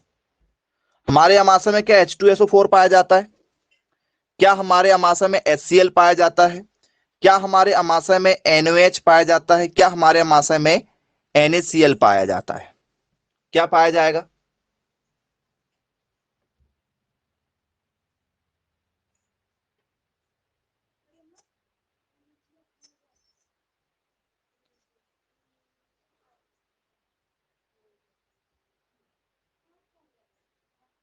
बोलिए यस सर, करेक्ट है हमारा आंसर। तो स्टूडेंट्स, हाइड्रोक्लोरिक एसिड पाया जाता है। क्या पाया जाता है स्टूडेंट्स हमारे अमाशय में? सर हमारे अमाशय में पाया जाता है HCl। HCl hydrochloric acid. क्या पाया जाता है?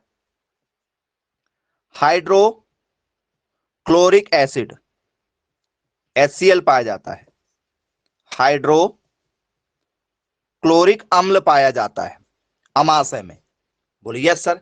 अब कुछ कुछ बच्चे ऐसे होंगे, सर ये अमाशय क्या होता है? ऐसे भी होंगे एक दो बच्चे तो अमाशय वाले की, सर ये अमाशय क्या चीज है? सर हमने तो कभी नहीं पढ़ा अमाशय। बताओ। ऐसे बहुत से बच्चे होंगे जो कहते होंगे कि सर हमने अमाशय को पढ़ना है, सर हमें अमाशय नहीं पढ़ा। अमाशय क्या करता है बच्चों? पेड़ हमारे पेटों के लिए कुछ ना कुछ तो करता होगा, चाहे वो इंसान हो चाहे वो जानवर हो। अमाशय का यूज तो होता ही होगा, नहीं होता होगा? बोल सर होता है अमाशय का यूज। क्या होता है स्टूडेंट्स अमाशय में, बताओ जरा।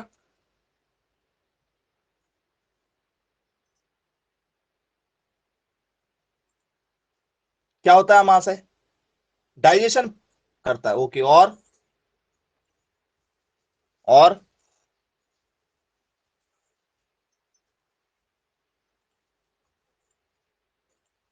और क्या करता है? सांस लेने में सहायता करता है। अमाशय सांस लेने में सहायता करता भी है। अमाशय यदि किसी ने पूछा, ठीक है, तो अमाशय क्या है? अमाशय क्या करता है? तो सांस लेने में मदद करता है। अरे भोजन में उपस्थित जीवाणुओं को नष्ट करता है। भोजन में उपस्थित जो हमारे जीवाणु वगैरह पहुंच जाते हैं उनको नष्ट करने का काम करता है। बोलिए यस सर। और क्या करता है अमाशय? अमाशय में किसका पाचन होता है? सर प्रोटीन को पचाता है। अमाशय किसको पचाता है? प्रोटीन को पचाता है। अमाशय कहां होता है? अमाशय में पेप्सिन नाम का एंजाइम पाया जाता है। एंजाइम, हाँ एक चीज और, कौन सा एंजाइम पाया जाता है? ये भी पेपर में आ चुका है। हमारे अमाशय में उपस्थित, ठीक है, एंजाइम का नाम क्या नाम है? कौन सा एंजाइम पाया जाता है अमाशय में? सर अमाशय में पाया जाता है हमारा पेप्सिन। यदि किसी ने भी आपसे पूछा कि भैया अमाशय में क्या पाया जाता, तो क्या लिख के आओगे? बोल सर अमाशय में पाया जाता है पेप्सिन। सही बात है कि अमाशय में पेप्सिन पाया जाता है कि नहीं? तो बोलिए यस सर। हमारे स्टोमक में, अमाशय में जो एंजाइम पाया जाता है उस एंजाइम का नाम है, प्रोटीन को पचाता ही एंजाइम। बोलिए यस सर। एंजाइम जो होते हैं किसी भी अभिक्रिया को तेजी से करते हैं, उस एंजाइम का नाम यदि पूछा जाएगा तो क्या लिखेंगे? पेप्सिन। कौन सा एंजाइम है? पेप्सिन नाम का एंजाइम पाया जाता है। कौन से नाम का एंजाइम पाया जाता है? पेप्सिन नाम का एंजाइम पाया जाता है। बोलिए यस सर, ठीक है भाई, पेपर में यदि पूछा जाए तो हमसे बन जाएगा। अब स्टूडेंट्स, पेपर में यदि हमसे पूछा जाए तो अमाशय में स्टूडेंट्स जो भोजन होता है वो कितने घंटे में पच जाता है? अमाशय में आहार को पचाने के लिए कितने घंटे लगते हैं लगभग? चाहे इंसान हो, चाहे गाय हो, चाहे भैंस हो, एक लगभग समय आप बता सकते हैं कितना समय लग सकता है अमाशय में भोजन पचने के लिए? मैसेज करें, क्या हो सकता है समय? बताइए कितना समय लग सकता है स्टूडेंट्स भोजन को पचाने के लिए?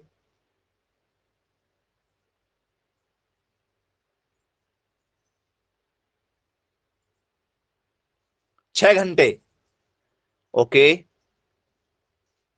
6 से 7 घंटे, 7 से 8 घंटे। चलिए ऑप्शन दे रहा हूं मैं आपको भोजन पचाने के लिए। ठीक है, भोजन पचाने के लिए, भोजन पचाने में कितना समय लगेगा? भोजन पचाने में कितना समय लगेगा? ऑप्शन है, क्या 4 घंटे, क्या 8 घंटे, क्या 6 घंटे, क्या 1 घंटे?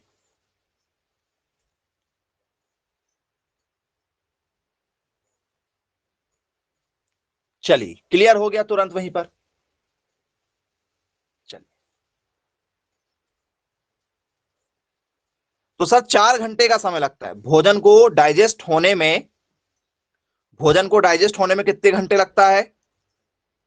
तो सर डाइजेस्ट होने में, ठीक है, डाइजेस्ट होने में कितने घंटे लगता है? सिर्फ 4 घंटे लगते हैं। खाने को डाइजेस्ट होने में 4 घंटे लगता है। खाने को पचाने वाला पेप्सिन होता है। अमाशय का जो, ठीक है, उसमें क्या होता है, जठर अम्ल होता है, उसका पीएच मान होता है 2 से 3। पीएच मान यदि पूछा जाए तो कितना हो जाएगा? 2 से 3 पीएच मान हो जाता है। अब अमाशय में यदि हमसे पेपर में यदि पूछ लिया जाए कि भैया जो अमाशय है, ठीक है, इसमें और क्या चीज होगी इंपॉर्टेंट? एंजाइम हो गया, भोजन को पचाने वाला हो गया, और क्या होगा इसमें? तो सर प्रोटीन को पचाता है, जीवाणुओं को नष्ट करता है। बोले जी सर, कौन सा अम्ल पाया जाता है? अम्ल, कौन सा अम्ल पाया जाता है इसमें? अमाशय के अंदर, स्टोमक के अंदर कौन सा अम्ल पाया जाता है सर? HCl अम्ल पाया जाता है। पेपर में पूछा जा चुका है। हाइड्रोक्लोरिक अम्ल पाया जाता है। कौन सा अम्ल पाया जाता है स्टूडेंट्स? बोल सर हाइड्रोक्लोरिक अम्ल इसमें पाया जाता है। यदि पेपर में दिया है आपसे तो बनना चाहिए। बोलिए सर ठीक है। अब स्टूडेंट्स, अमाशय जो है ये शरीर के किस हिस्से में होता है? अमाशय शरीर के किस हिस्से में होता है? क्या स्टूडेंट्स ये छोटी आंत बड़ी आंत के आसपास होता है क्या? अमाशय कहां होता है? छोटी आंत के पास में होता है। ओके, अमाशय छोटी आंत के पास में होता है। बोले ठीक है भाई। तो स्टूडेंट जरा अमाशय बनाना पड़ेगा भाई, जब तक स्टोमक बना के नहीं पढ़ेंगे तब तक नहीं बनेगा। ठीक है, स्टोमक हमें पढ़ना पड़ेगा जब तो सीखेंगे हम। नहीं तो स्टोमक यदि बनाना नहीं सीखेंगे तो नहीं बन पाएगा। इंसानों को ही बनाएंगे कम से कम। बोलिए यस सर, इंसानों को ही बना लेते हैं। अमाशय बना के पढ़ेंगे तो अच्छा लगेगा, आप सीखेंगे भी कहाँ अमाशय होता है। ये हमें सब सिखाए जाते हैं, लेकिन आप लोग इतना ध्यान से नहीं पढ़ते। आप सीखने के लिए कभी नहीं पढ़ते। आप हमेशा क्या करते हो? रट्टू तोता बनने के लिए पढ़ते हो। यदि आप सीखने के लिए पढ़ते तो हमेशा सक्सेसफुल रहेंगे। तो स्टूडेंट्स जैसे मान के चलो कोई इंसान है, उसका ये आहार नाल जा रहा है, ये आहार नाल जा रहा है, ये आहार नाल है उसका। तो स्टूडेंट्स यहां पर कुछ इस तरीके से एक भाग ये हो जाता है उसका। बोलिए यस सर। और इसी से लगा लगा इंसान के शरीर का, यहीं से लगा लगा एक हिस्सा जो होता है वो आपने देखा होगा इधर की ओर आ जाता है। ऐसा कुछ, ऐसा कुछ एक हिस्सा आ जाता है। इस तरीके से एक ऐसा हिस्सा आता है, देखा है क्या? कुछ ऐसा एक हिस्सा होता है, ऐसा एक हिस्सा होता है। देखा होगा डायग्राम में, कई बार पढ़ा होगा, मतलब डायग्राम स्कूलों में देखा होगा या बुक वगैरह में कभी देखा होगा। ऐसे हिस्से होते हैं क्या? 2 हिस्से? बोले यस सर होता है। तो सेंस लीवर जो होता है, लीवर जो होता है वो लेफ्ट हैंड साइड में होता है कि राइट हैंड साइड में होता है? Liver, liver, liver, kidney, liver, liver किधर होता है? Left right? लीवर किधर होता है? लेफ्ट में कि राइट में?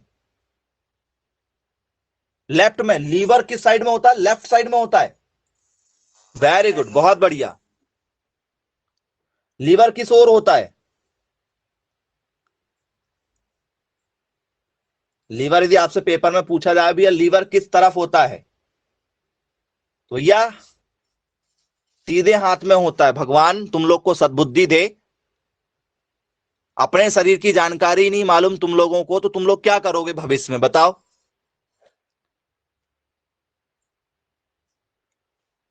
किधर होगा? राइट हैंड साइड में।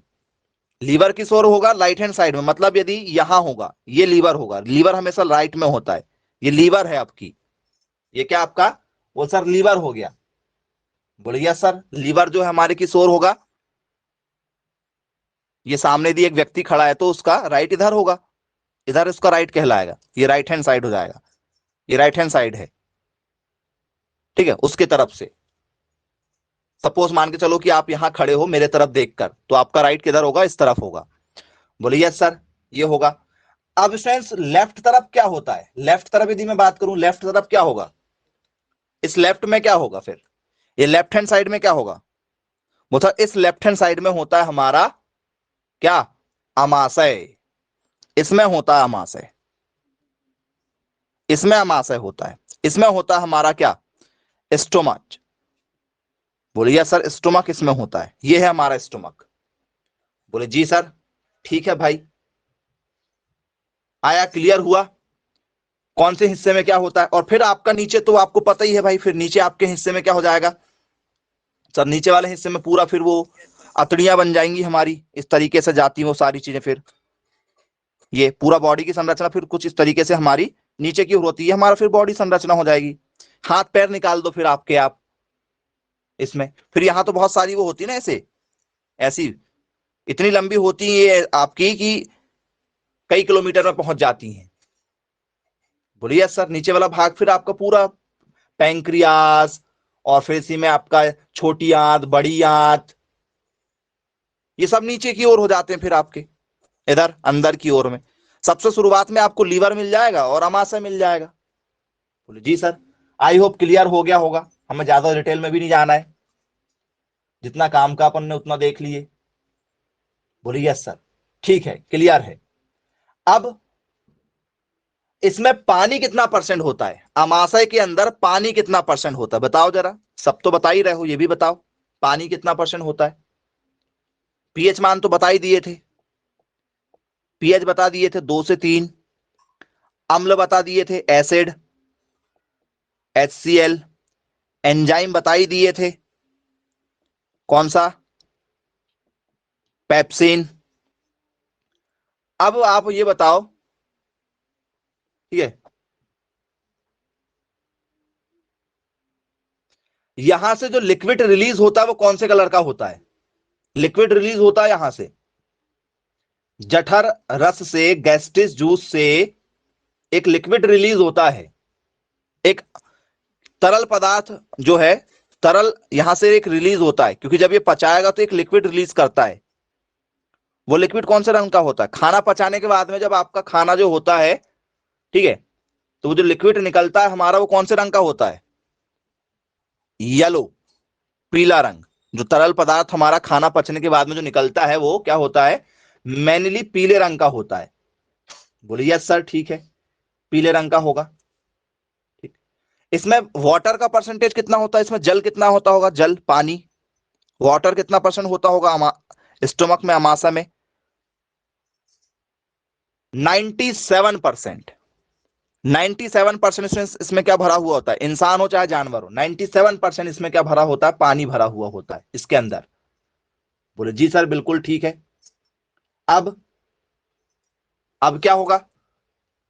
तो फ्रेंड्स जो हमारा गैस्ट्रिक जूस होता है, जो जठर रस होता है, ये जठर रस क्या करते हैं हमारे? तो सर जीवाणुओं को मारता है, भोजन को सड़ाता है, भोजन को सड़ाता है, लार, लार को रोकता है। ज्यादा लार नहीं निकलना चाहिए हमारे मुंह से, उसको रोकता है। और और क्या करेगा?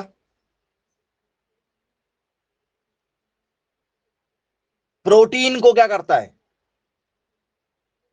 बाहर निकालता है, मतलब शरीर में पूरा पानी पहुंचाने का काम करेगा ये, क्योंकि पानी होता है इसी में, पानी भी यहीं से पहुंचेगा शरीर में।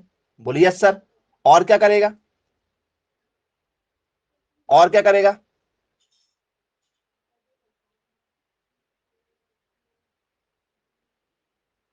क्या इसमें लाइपेज नाम का एंजाइम पाया जाता है? लाइपेज, पेप्सिन के साथ साथ में क्या इसमें लाइपेज नाम का भी एंजाइम पाया जाएगा? लाइपेज, क्या लाइपेज नाम का एंजाइम इसमें होगा? बोलिए यस सर। इसमें लाइपेज नाम का भी एंजाइम पाया जाता है। कौन सा? लाइपेज, लाइपेज नाम का एंजाइम भी इसमें पाया जाता है। बोलिए यस सर। ये है आपका अमाशय। यदि आपसे किसी ने पूछा अमाशय क्या है, क्या है अमाशय, किसी ने यदि आपसे पूछ लिया अमाशय क्या है, क्या लिखेंगे हम अमाशय में, कि अमाशय क्या होता है? तो सर अमाशय जो होता है ये क्या प्रदान करता है? अमाशय के यदि मुख्य कार्य यदि पूछा जाए कि भी अमाशय क्या करता है, सर भोजन पचाता है। अमाशय क्या करता है? भोजन पचाता है। हमारे शरीर में यदि हमने कुछ खा लिए, हानिकारक चीजें यदि कुछ खा लिए, तो वो बैक्टीरिया को क्या करेगा? मार देगा शरीर में। बोलिए सर। भोजन को छोटे छोटे टुकड़ों में प्रोटीन निर्माण करता है, भोजन को तोड़ेगा प्रोटीन निर्माण करेगा। बोलिए सर। प्रोटीन को पचाएगा, शरीर में एनर्जी भी देगा। प्रोटीन, भाई प्रोटीन बना शरीर में तो उसको पचाएगा ना, प्रोटीन पचेगा तब तो एनर्जी मिलेगी, तो प्रोटीन को पचाएगा भी यही। बोलिए सर। और प्रोटीन को पचाने के लिए, अरे भैया किसी चीज को यदि सड़ाना है, सड़ाना है तभी तो क्या निकलेगा उसमें से। देखो भाई, आपने गोबर गैस देखा है? बोलिए सर देखा है। गोबर गैस में एनर्जी होती है? बोलिए सर होती है। लेकिन जब तक गोबर को गोबर गैस में नहीं डालेंगे, जब तक वो 3-4 दिन तक नहीं सड़ेगा, तब तक उसमें से एनर्जी निकलेगी क्या? बोले सर नहीं निकलेगी। तो सड़ाना पड़ेगा ना, तो खाना हमारा सड़ेगा, खाना हमारा सड़ेगा। तो सड़ाने के लिए क्या होना चाहिए शरीर के अंदर, क्या होना चाहिए शरीर के अंदर? खाना को कौन पचाता है? वो सर खाने में क्या रहता है, उसमें क्या रहता है, अमाशय के अंदर क्या भरा हुआ है? HCl भरा हुआ है।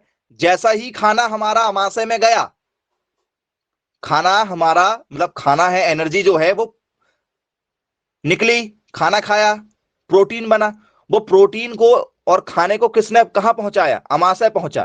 तो अमाशय के पास में क्या है? HCl है। उसने मान के चलो क्या कर देगा, वो 2-2 4-4 बूंदे क्या करते जाएगा?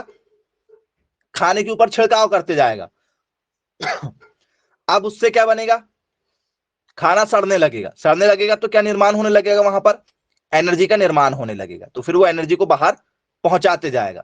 तो HCl नाम का जो क्या है हमारा अम्ल है, ये खाने को सड़ाता है। बोलिए यस सर। ठीक है भाई, क्लियर है हमें? आई होप आप सभी लोगों को क्लियर हो गया होगा। किसी को कोई दिक्कत, कुछ पूछना चाहते हैं आप तो बिल्कुल आप पूछ सकते हैं। किसमें? अमाशय में। अब अमाशय कहां होता है एक्चुअल, यदि जगह पूछा जाए तो किसके बीच में बैठा है अमाशय? मैंने आपको डायग्राम बना के भी बताया। अमाशय के नीचे आ जाती छोटी आंत, और ऊपर कौन है? बोल सर नली। ऊपर कौन थी? नली थी। ऊपर से नली आई है, नीचे से कौन था? Small intestine. तो अमाशय कहां होता है? अमाशय कहां होता है, कहां बैठा अमाशय? बोल सर अमाशय जो है ग्रास नली, अमाशय ग्रास नली और छोटी आंत, अमाशय ग्रास नली और छोटी आंत के बीच में होता है, आंत के बीच में स्थित है। अमाशय कहां है? ग्रास नली और छोटी आंत के क्या होता है? बीच में होता है। बोले जी सर बिल्कुल ठीक है भाई, पेपर में दिया आता तो बनेगा। क्या लिखेंगे? The stomach is located between between the between the oesophagus and the small intestine.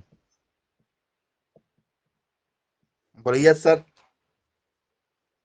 Paper में यदि पूछा जाए तो हमसे बन जाएगा। किसी को कोई डाउट है तो बिल्कुल आप पूछ सकते हैं। इसमें अमाशय में बनेंगे सभी लोगों से।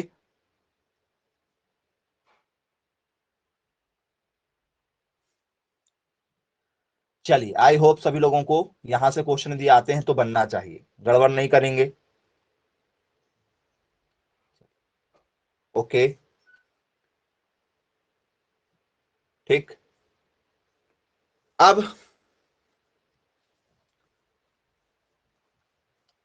बायोलॉजी के बाद में हम चर्चा करेंगे एग्रीकल्चर फिजिक्स, एग्रीकल्चर फिजिक्स की, इसकी चर्चा हम करेंगे।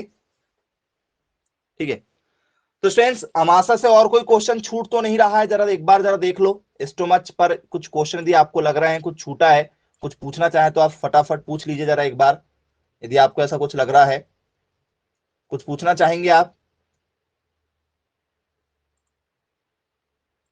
नहीं, हो गया सब?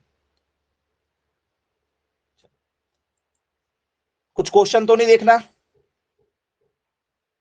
कुछ क्वेश्चन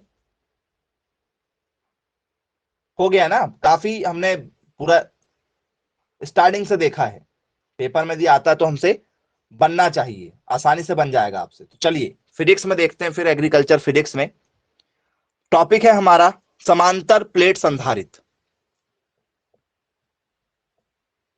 समांतर प्लेट संधारित्र, समांतर प्लेट संधारित्र, जिसे हम लोग क्या कहते हैं? तो सर पैरेलल प्लेट कैपेसिटर, क्या है ये हमारा? पैरेलल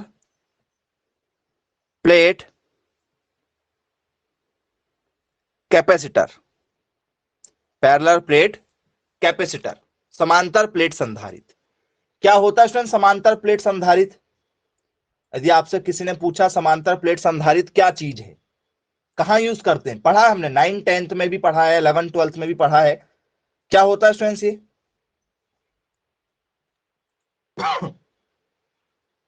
समांतर प्लेट संधारित्र क्या है? तो सर दो प्लेट रखी जाती थी, हमने देखा है, हमें जब पढ़ाते थे दो प्लेट रखते थे और दो प्लेटों के बीच में क्या लगाते थे? संधारित्र लगा के दिखाया जाता था। बोले सर कैसे लगाते थे, जरा हमें देखना है कि कैसे लगाया जाता था।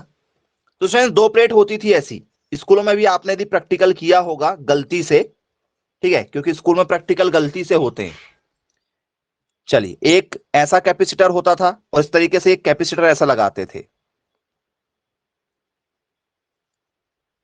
बोलिए यस सर। इस टाइप के कैपेसिटर होते थे। एक पर क्या चार्ज होता था? प्लस चार्ज होता था, एक पर माइनस चार्ज होता था। देखा है आपने ऐसा? कभी ऐसे देखें प्रैक्टिकल करते हुए स्कूल में?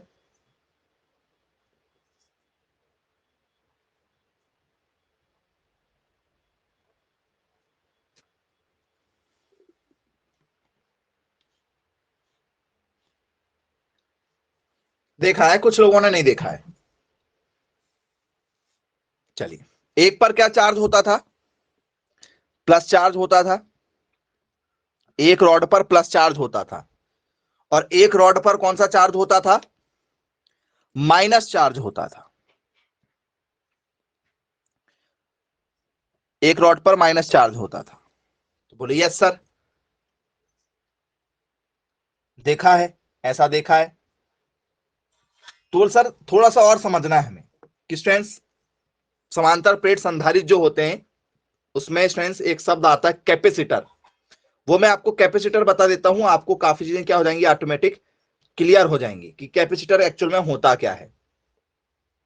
तो स्टूडेंट्स आप सभी लोगों ने यदि प्रैक्टिकल कभी किए होंगे या कभी घर में कोई सामान यदि बिगड़ गया होगा, तो स्टूडेंट्स कभी धोखे से यदि कभी आपका उसका ओपन करना यदि हो गया, तो स्टूडेंट्स जब आपने ओपन किए होंगे स्टूडेंट्स तो ऐसे कैपेसिटर निकलते हैं। देखा है क्या?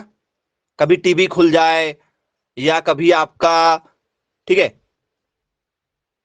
क्या खोले,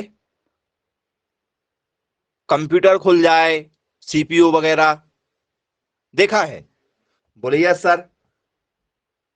तो फ्रेंड्स ये कैपेसिटर होता है जो क्या करता है? संधारित्र का काम करता है, जिसे हम लोग बोलते हैं संधारित्र, जिसका नाम क्या होता है सर, संधारित्र होता है। समांतर प्लेट संधारित्र क्या होगा? समांतर प्लेट संधारित्र क्या होगा? तो सर समांतर प्लेट संधारित्र यदि हमसे पेपर में यदि पूछा जाए, ठीक है, समांतर प्लेट संधारित्र क्या हो जाएगा? तो सर एक तरफ प्लस चार्ज होगा, दूसरी तरफ माइनस चार्ज होगा। तो प्लस चार्ज माइनस चार्ज जब आपस में चलेंगे, ठीक है, तो स्टूडेंट्स देखो पहली बात तो इनके बीच में क्या रहेंगी? बोल सर इनके बीच में रहेगी दूरी। बोले यस सर, इनके बीच में क्या रहेगी? कुछ दूरी रहेगी। जब ये प्लस चार्ज माइनस चार्ज को अपनी ओर आकर्षित करेगा, माइनस चार्ज प्लस चार्ज को अपनी ओर आकर्षित करेगा, भैया अपोजिट चार्ज क्या करते हैं? हमेशा आकर्षित करते हैं। तो बोलिए यस सर। अब यदि स्टूडेंट्स ये एक दूसरे को अपनी ओर यदि आकर्षित करेंगे तो क्या यहां पर स्टूडेंट्स चार्ज बनेगा? क्या यहां पर चार्ज बनेगा? चार्ज, क्या यहां पर चार्ज बनेगा? स्मॉल क्यू, कैपिटल क्यू नहीं, स्मॉल क्यू। क्या यहां पर चार्ज बनेगा? बोलिए यस सर, इस पर चार्ज बनेगा। तो स्टूडेंट्स फिर हमें स्कूल में एक लाइट चालू करके भी दिखाया जाता था। हमें एक क्या करते थे? लाइट चालू करके भी हमें दिखाया जाता था। ये यहां से चार्ज निकालते थे और इससे क्या करते थे? लाइट को चालू करके भी हमें दिखाया जाता था। बल्ब लगा रहता था यहां पर एक, उस बल्ब को चार्ज करके दिखाते थे, मतलब चालू करके दिखाते थे। प्रैक्टिकल किया होगा आप लोगों ने समांतर प्लेट संधारित्र का। तो प्लेट क्या है? समांतर है, पैरेलल जुड़ी हुई है। प्लेट कैसी जुड़ी है आपकी? आमने सामने जुड़ी है। बोले यस सर। तो फ्रेंड्स ये समांतर प्लेट संधारित्र है हमारा, जिसे हम लोग क्या बोलते हैं? पैरेलल प्लेट कैपेसिटर के नाम से जानते हैं। बोले यस सर। इसमें खास बात क्या होगी? क्यों किया जा रहा है ये समांतर प्लेट संधारित्र को क्यों अरेंज किया जा रहा है कुछ इस तरीके से? तो स्टूडेंट्स जरा ध्यान दीजिएगा, डेफिनेशन के साथ यदि मैं लिखूं तो क्या होगा? बोल सर जब जब दो समांतर प्लेट को जब दो समानांतर प्लेट को एक बैटरी से जोड़ा जाता है, क्योंकि इसमें चार्ज आ गया, चार्ज आ गया तो क्या हो जाएगी? बैटरी। मान चलो इसको हम बैटरी से जोड़ दे रहे हैं, नीचे एक बैटरी से जोड़ दिए, इसको बैटरी से जोड़ दिए, एक बैटरी लगा दिए। जब दो समांतर प्लेट को बैटरी से जोड़ा जाता है तो प्लेट को चार्ज किया जाता है, जिससे क्या हो जाता है? इनके बीच में विद्युत क्षेत्र उत्पन्न हो जाता है। यहां पर विद्युत क्षेत्र बन जाएगा, इतनी जगह में इलेक्ट्रिसिटी क्या हो जाएगी? आपकी बन जाएगी। बोले यस सर, चार्ज हो जाएगा। तो इस प्लेट को ही समांतर प्लेट संधारित्र कहा जाता है कि भैया अब ये प्लेट जो है वो समांतर प्लेट क्या हो गई है? संधारित्र बन गई है। बोले सर कैसे? तो स्टूडेंट्स आजकल आपने देखा होगा एक मोबाइल चार्ज करने वाला भी क्या आ गया है? प्लेट आ गई है, जिसमें मोबाइल में चार्जर नहीं लगेगा। उस प्लेट के ऊपर आप मोबाइल को रख दो, ऑटोमेटिक मोबाइल चार्ज होने लगेगा। देखा है क्या ऐसा प्लेट? सुना तो होगा शायद, यदि टेक्नोलॉजी से यदि जुड़े होंगे तो कभी ना कभी सुन ही लिया होगा। बिना हाँ, वायरलेस वाली उस प्लेट के ऊपर बस मोबाइल को आपको रखना है। बोलिए यस सर, ठीक है। तो स्टूडेंट्स क्या लिखेंगे डेफिनेशन में? इसमें यदि हमें डेफिनेशन लिखना समांतर प्लेट संधारित्र क्या होता है तो क्या डेफिनेशन लिखेंगे हम लोग? when when two parallel when two parallel plates are connected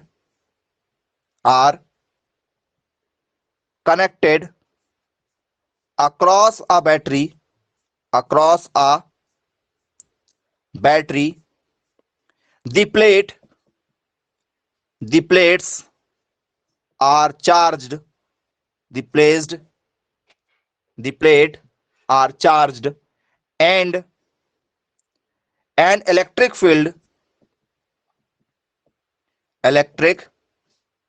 field is established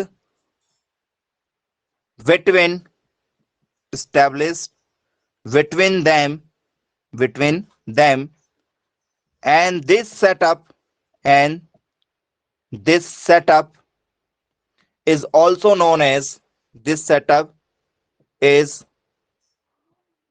known as parallel plate capacitance, parallel plate capacitor. बोलिए यस सर, ठीक है, बन जाएगा। यदि हमसे पेपर में यदि पूछा जाए तो आसानी से इसका आंसर हम लिख लेंगे कि भैया ये क्या होता है। तो बोलिए सर समांतर प्लेट संधारित्र या समांतर पट्टी का संधारित्र, इसके नाम से इसे क्या किया जाता है? जाना जाता है। ठीक है सर, डेफिनेशन भी लिख लेते हैं हिंदी में, क्या होगा।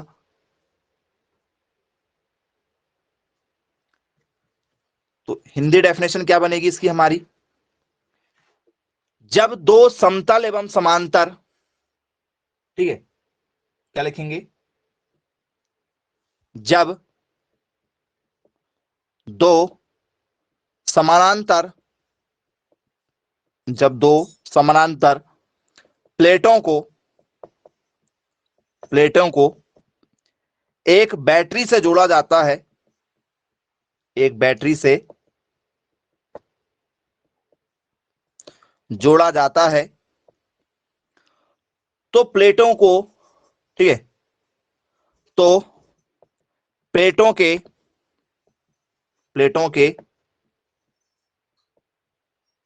चार्ज होने पर एक विद्युत क्षेत्र स्थापित होता है, होने पर एक विद्युत क्षेत्र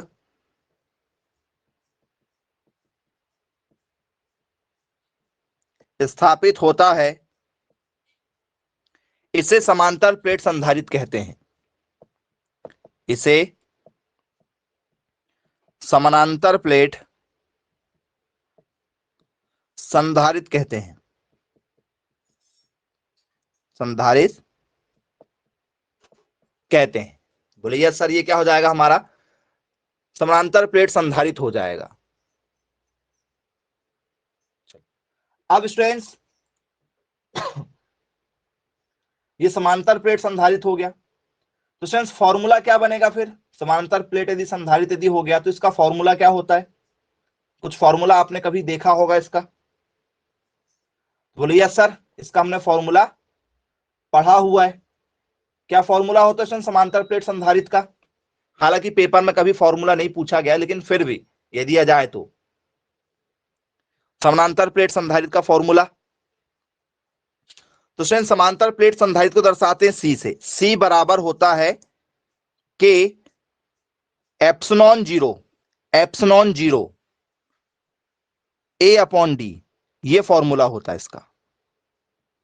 क्या पढ़ते हैं इसको, एप्सिलॉन जीरो पढ़ते हैं, याद रखिएगा एप्सिलॉन जीरो। बोलिए सर बन जाएगा, ठीक है। एप्सिलॉन जीरो यदि पूछा जाएगा भी एप्सिलॉन जीरो क्या होता है, तो स्टूडेंट्स इसे क्या पढ़ते हैं, एप्सिलॉन जीरो पढ़ते हैं। लिख दे रहा हूं मैं, एप्सिलॉन जीरो, एप्सिलॉन, ठीक है, जीरो ऐसा बोलोगे आप, एप्सिलॉन जीरो होता है के, और ऐसा उल्टा ई बना के उसके नीचे जीरो, तो सी इक्वल टू के एप्सिलॉन जीरो ए अपॉन डी, स्टूडेंट्स क्या हो जाता है, ये इसका फॉर्मूला हो जाता है। बोले यस सर ठीक है भाई, ये हो गया। अब स्टूडेंट्स ये जो हमारा टॉपिक हमने पढ़ा हुआ है, ठीक है, इसको यदि हम और अच्छे से यदि हम समझें तो ये समांतर प्लेट कैपेसिटेंस जो है, ठीक है, इस पर हमें कैसे क्वेश्चन देखने को मिलते हैं, ठीक है, इस पर हमें क्वेश्चन कैसे पूछे जाएंगे, जरा उस पर हम चर्चा करें।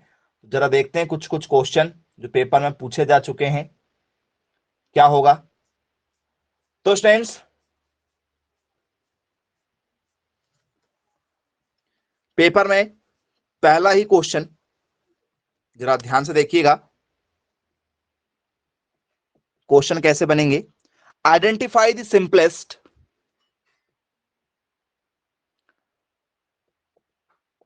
Identify the simplest, the simplest and the most widely used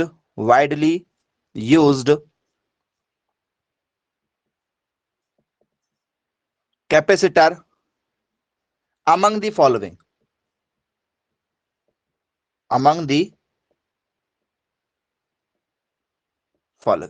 बहुत ही यूनिक क्वेश्चनों में से एक, ठीक है। क्या पूछा जा रहा है आपसे पेपर में भी, ये सबसे सरल जो होगा, ठीक है,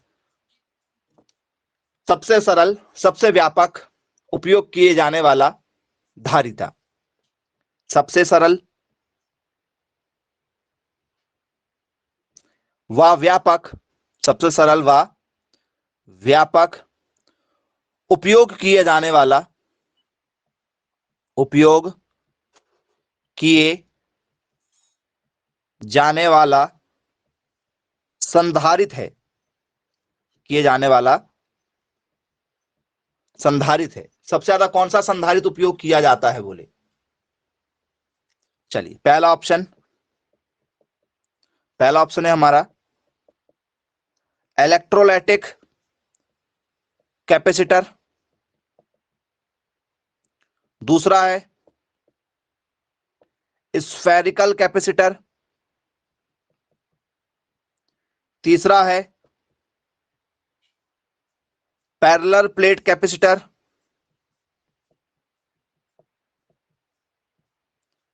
चौथा है सिलेंड्रिकल सिलेंड्रिकल कैपेसिटर। क्या होगा बताओ? बोल सर टॉपिक पढ़ ही रहे सर, अभी तो हम जिस टॉपिक को पढ़ रहे हैं उसी टॉपिक का क्वेश्चन होगा। ठीक है, इसका मतलब है बेलनाकार। क्या बेलनाकार होगा? क्या समानांतर होगा? क्या समानांतर होगा? क्या स्फेरिकल गोलाकार होगा? क्या विद्युत होगा? तो सर क्या होगा? सर आपने अभी टॉपिक पढ़ा ही रहे हैं, उसी टॉपिक का क्वेश्चन है ये। क्या होना चाहिए? तो sir the simplest and the most widely used capacitor is a parallel plate capacitor. It consist of two large plane conducting plates, ठीक है, सेपरेटेड बाय स्मॉल डिस्टेंस। मतलब सबसे छोटा कौन होता है और सबसे ज्यादा यूज किसका होता है सर? वो होता है पैरेलल प्लेट कैपेसिटर का, समांतर प्लेट संधारित का होता है। तो बोलिए यस सर ठीक है भाई, बन जाएगा हमसे पेपर में यदि पूछा जाए तो। अब यदि स्टूडेंट्स पेपर में, ठीक है, समांतर प्लेट संधारित पर और दूसरे क्वेश्चन आ जाएं। दूसरा क्वेश्चन देखिए क्या है। क्वेश्चन है हमारा how is the electric field, how is the electric field between field between the two plates two plates of a parallel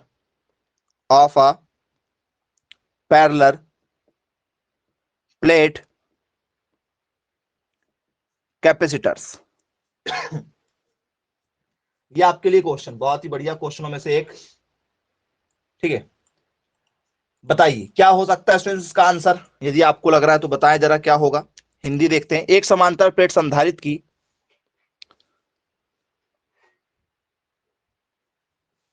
ठीक है, एक समानांतर प्लेट संधारित की दो प्लेटों के बीच, दो प्लेटों के बीच विद्युत क्षेत्र, विद्युत क्षेत्र होगा। दो प्लेटों के बीच विद्युत क्षेत्र, जो मैंने आपको डायग्राम बना के दिखाया था, उसमें दो प्लेटें थी, दो प्लेटों के बीच में कितना विद्युत क्षेत्र होगा? तो स्टूडेंट्स विद्युत क्षेत्र जो होगा भैया, उनके बीच में कोई चार्ज नहीं बनता, जीरो, शून्य होगा, या यूनिफॉर्म होगा। यूनिफॉर्म, अब ये यूनिफॉर्म का मतलब क्या होता है भाई? किसी ने यदि पूछ लिया भैया यूनिफॉर्म मतलब क्या होता है, स्कूल वाली यूनिफॉर्म का क्या होता है? यूनिफॉर्म का मतलब क्या होता है? किसे कहते हैं यूनिफॉर्म?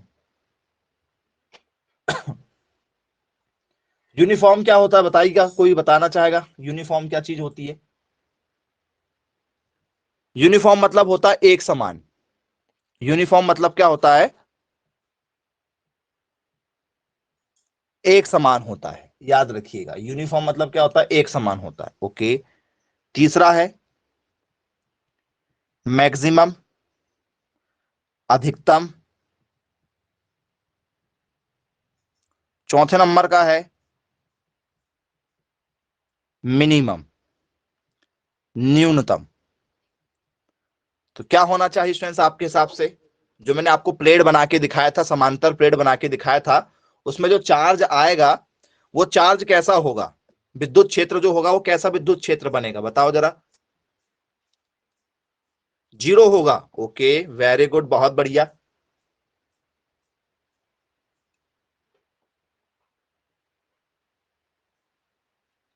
यूनिफॉर्म हो जाएगा, यूनिफॉर्म हो जाएगा।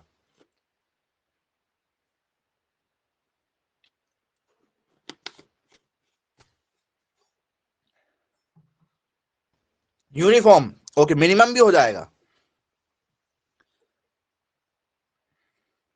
चलिए, कैसा होगा? यूनिफॉर्म होगा, एक समान। जो मैंने आपको डायग्राम बना के दिखाया था, बीच में कहा था कि बीच में क्या आएगा स्टूडेंट्स? क्या बनेगा? चार्ज बने, positive charge negative charge, positive charge negative charge जो बनेगा, तो यहां पर क्या बनेगा? एक चार्ज निर्मित होगा। तो जो चार्ज निर्मित हो रहा है वो चार्ज कैसा है? पॉजिटिव है कि नेगेटिव है? बोल सर वो पॉजिटिव चार्ज है, लेकिन एक समान रहेगा हमेशा। बोले यस सर, ठीक है भाई, क्लियर है। बोले हमसे पेपर में यदि पूछा जाए तो बन जाएगा। चलिए, पेपर में इसी पर एक और क्वेश्चन आया हुआ है, ठीक है, समांतर प्लेट संधारित्र पर एक क्वेश्चन और देखिए। The capacitance, the capacitance of a parallel plate, parallel plate capacitors does not depend on, does not depend on, ये क्वेश्चन है। समांतर प्लेट संधारित्र की धारिता, समानांतर प्लेट संधारित्र की धारिता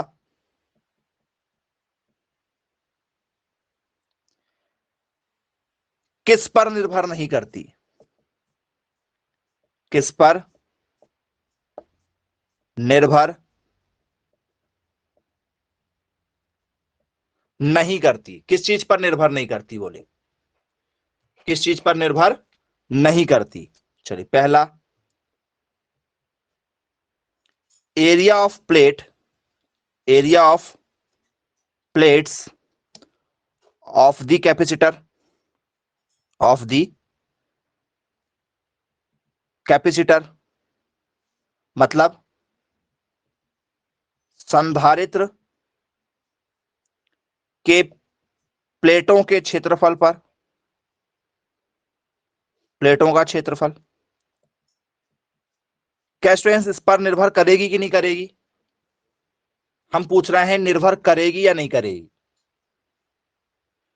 area of plate of capacitor, संधारित्र का जो प्लेट बना हुआ है उसका जो बीच का जो एरिया है, क्या उस पर समांतर प्लेट संधारित्र निर्भर होगी? यस और नो? होगी। ओके, चलो, क्योंकि जो बीच का जो एरिया है भाई वो जितना बड़ा होगा उतना ज्यादा क्या बनेगा? चार्ज बनेगा। एरिया यदि इतना छोटा है तो चार्ज छोटा बनेगा, एरिया यदि बड़ा हो जाएगा तो इसके बीच में चार्ज क्या हो जाएंगे? ज्यादा चार्ज बनने लगेंगे। एरिया पर निर्भर होती है, बोले एरिया जरूरी है इसके लिए, एरिया पर निर्भर होगी। चलिए ठीक है। दूसरा, डिस्टेंस, क्या डिस्टेंस उसकी दूरी पर निर्भर होगी? दूरी पर, दूरी पर निर्भर होगी कि नहीं होगी? होगी, बोले डिस्टेंस पर निर्भर होगी। मतलब distance between, distance between the plates of the capacitor, of the capacitor, मतलब संधारित्र, संधारित्र के प्लेटों के बीच की दूरी, संधारित्र के प्लेटों के बीच की दूरी पर, बोले सर निर्भर करेगी। चलिए ठीक है भाई, करेगी बोले। सी नंबर का ऑप्शन है हमारा मीडियम, माध्यम। मीडियम पर निर्भर करेगी क्या? माध्यम पर। Medium between the plate of the capacitor, of the capacitor. संधारित्र के प्लेट के बीच का माध्यम किस पर? संधारित्र के प्लेट के बीच का माध्यम, इस पर निर्भर करेगी, माध्यम पर।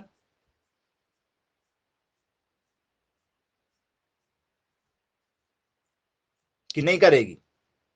बोल सर माध्यम पर डिपेंड करेगी, माध्यम पर डिपेंड करेगी, इन सभी चीजों पर डिपेंड करेगी, निर्भर करती है, निर्भर करती है। ओके चलिए ठीक है, निर्भर करेगी बोले।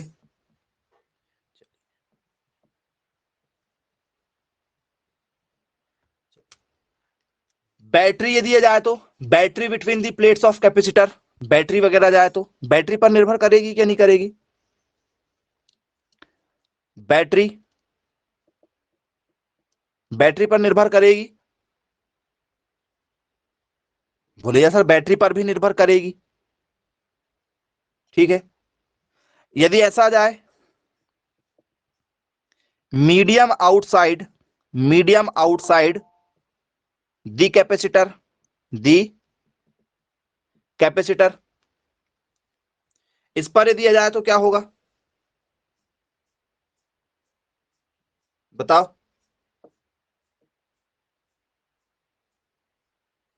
इस पर यदि आ जाए मीडियम आउटसाइड दी कैपेसिटर, मतलब संधारित्र का बाहरी माध्यम, संधारित्र का बाहरी माध्यम, क्या इस पर निर्भर करेगी स्टूडेंट्स? कोई समांतर प्लेट यदि है तो क्या इस पर निर्भर करेगी? बताइए। संधारित्र आपने देखा होगा, ठीक है, मान चलो ये आपका क्या बना हुआ है, एक संधारित्र है, ये संधारित्र आपने बना के रखे हो, यहां पर प्लस चार्ज है इसके ऊपर, इसके ऊपर आपके माइनस चार्ज हैं, यहां पर आपने क्या लगा के रखे हो, एक बैटरी लगा के रखे हो। ठीक है, तो स्टूडेंट्स जो एनर्जी होगी, जो भी ऊर्जा बनेगी, जो ऊर्जा बनेगी आपकी, जो चार्ज बनेगा, जो आवेश बनेगा, जो चार्ज होगा, जो आवेश बनेगा, वो कहां बनेगा? अंदर बनेगा कि बाहर बनेगा? यदि मैं बाहर से यहां से कुछ लगा रहा हूं तो इसको कोई फर्क पड़ेगा क्या? बाहर से, बाहर से कुछ फर्क पड़ेगा इसको? बाहर से कोई फर्क पड़ेगा? बोले सर नहीं, बाहर से इसको कोई भी फर्क नहीं पड़ेगा। ठीक है, तो इसका करेक्ट आंसर क्या होगा? किस चीज का फर्क नहीं पड़ता है? समांतर प्लेट संधारित्र में, ठीक है, धारिता पर किसका प्रभाव नहीं होता है? किस पर निर्भर नहीं करती सर? बाहरी माध्यम पर, मीडियम आउटसाइड, जो आउटसाइड मीडियम होगा उस पर इसका कोई भी फर्क नहीं पड़ने वाला है। आई होप सभी लोगों को क्लियर हो गया होगा। तो बोले जी सर बिल्कुल ठीक है, बन जाएगा हमसे। किसी को कोई डाउट हो समांतर प्लेट संधारित्र पर तो आप बिल्कुल पूछ सकते हैं, बनेगा सभी लोगों से। चलिए ठीक है स्टूडेंट्स, तो फिर आज की क्लास को यहीं समाप्त करते हैं, मिलेंगे फिर कल की क्लास में। Bye bye, take care.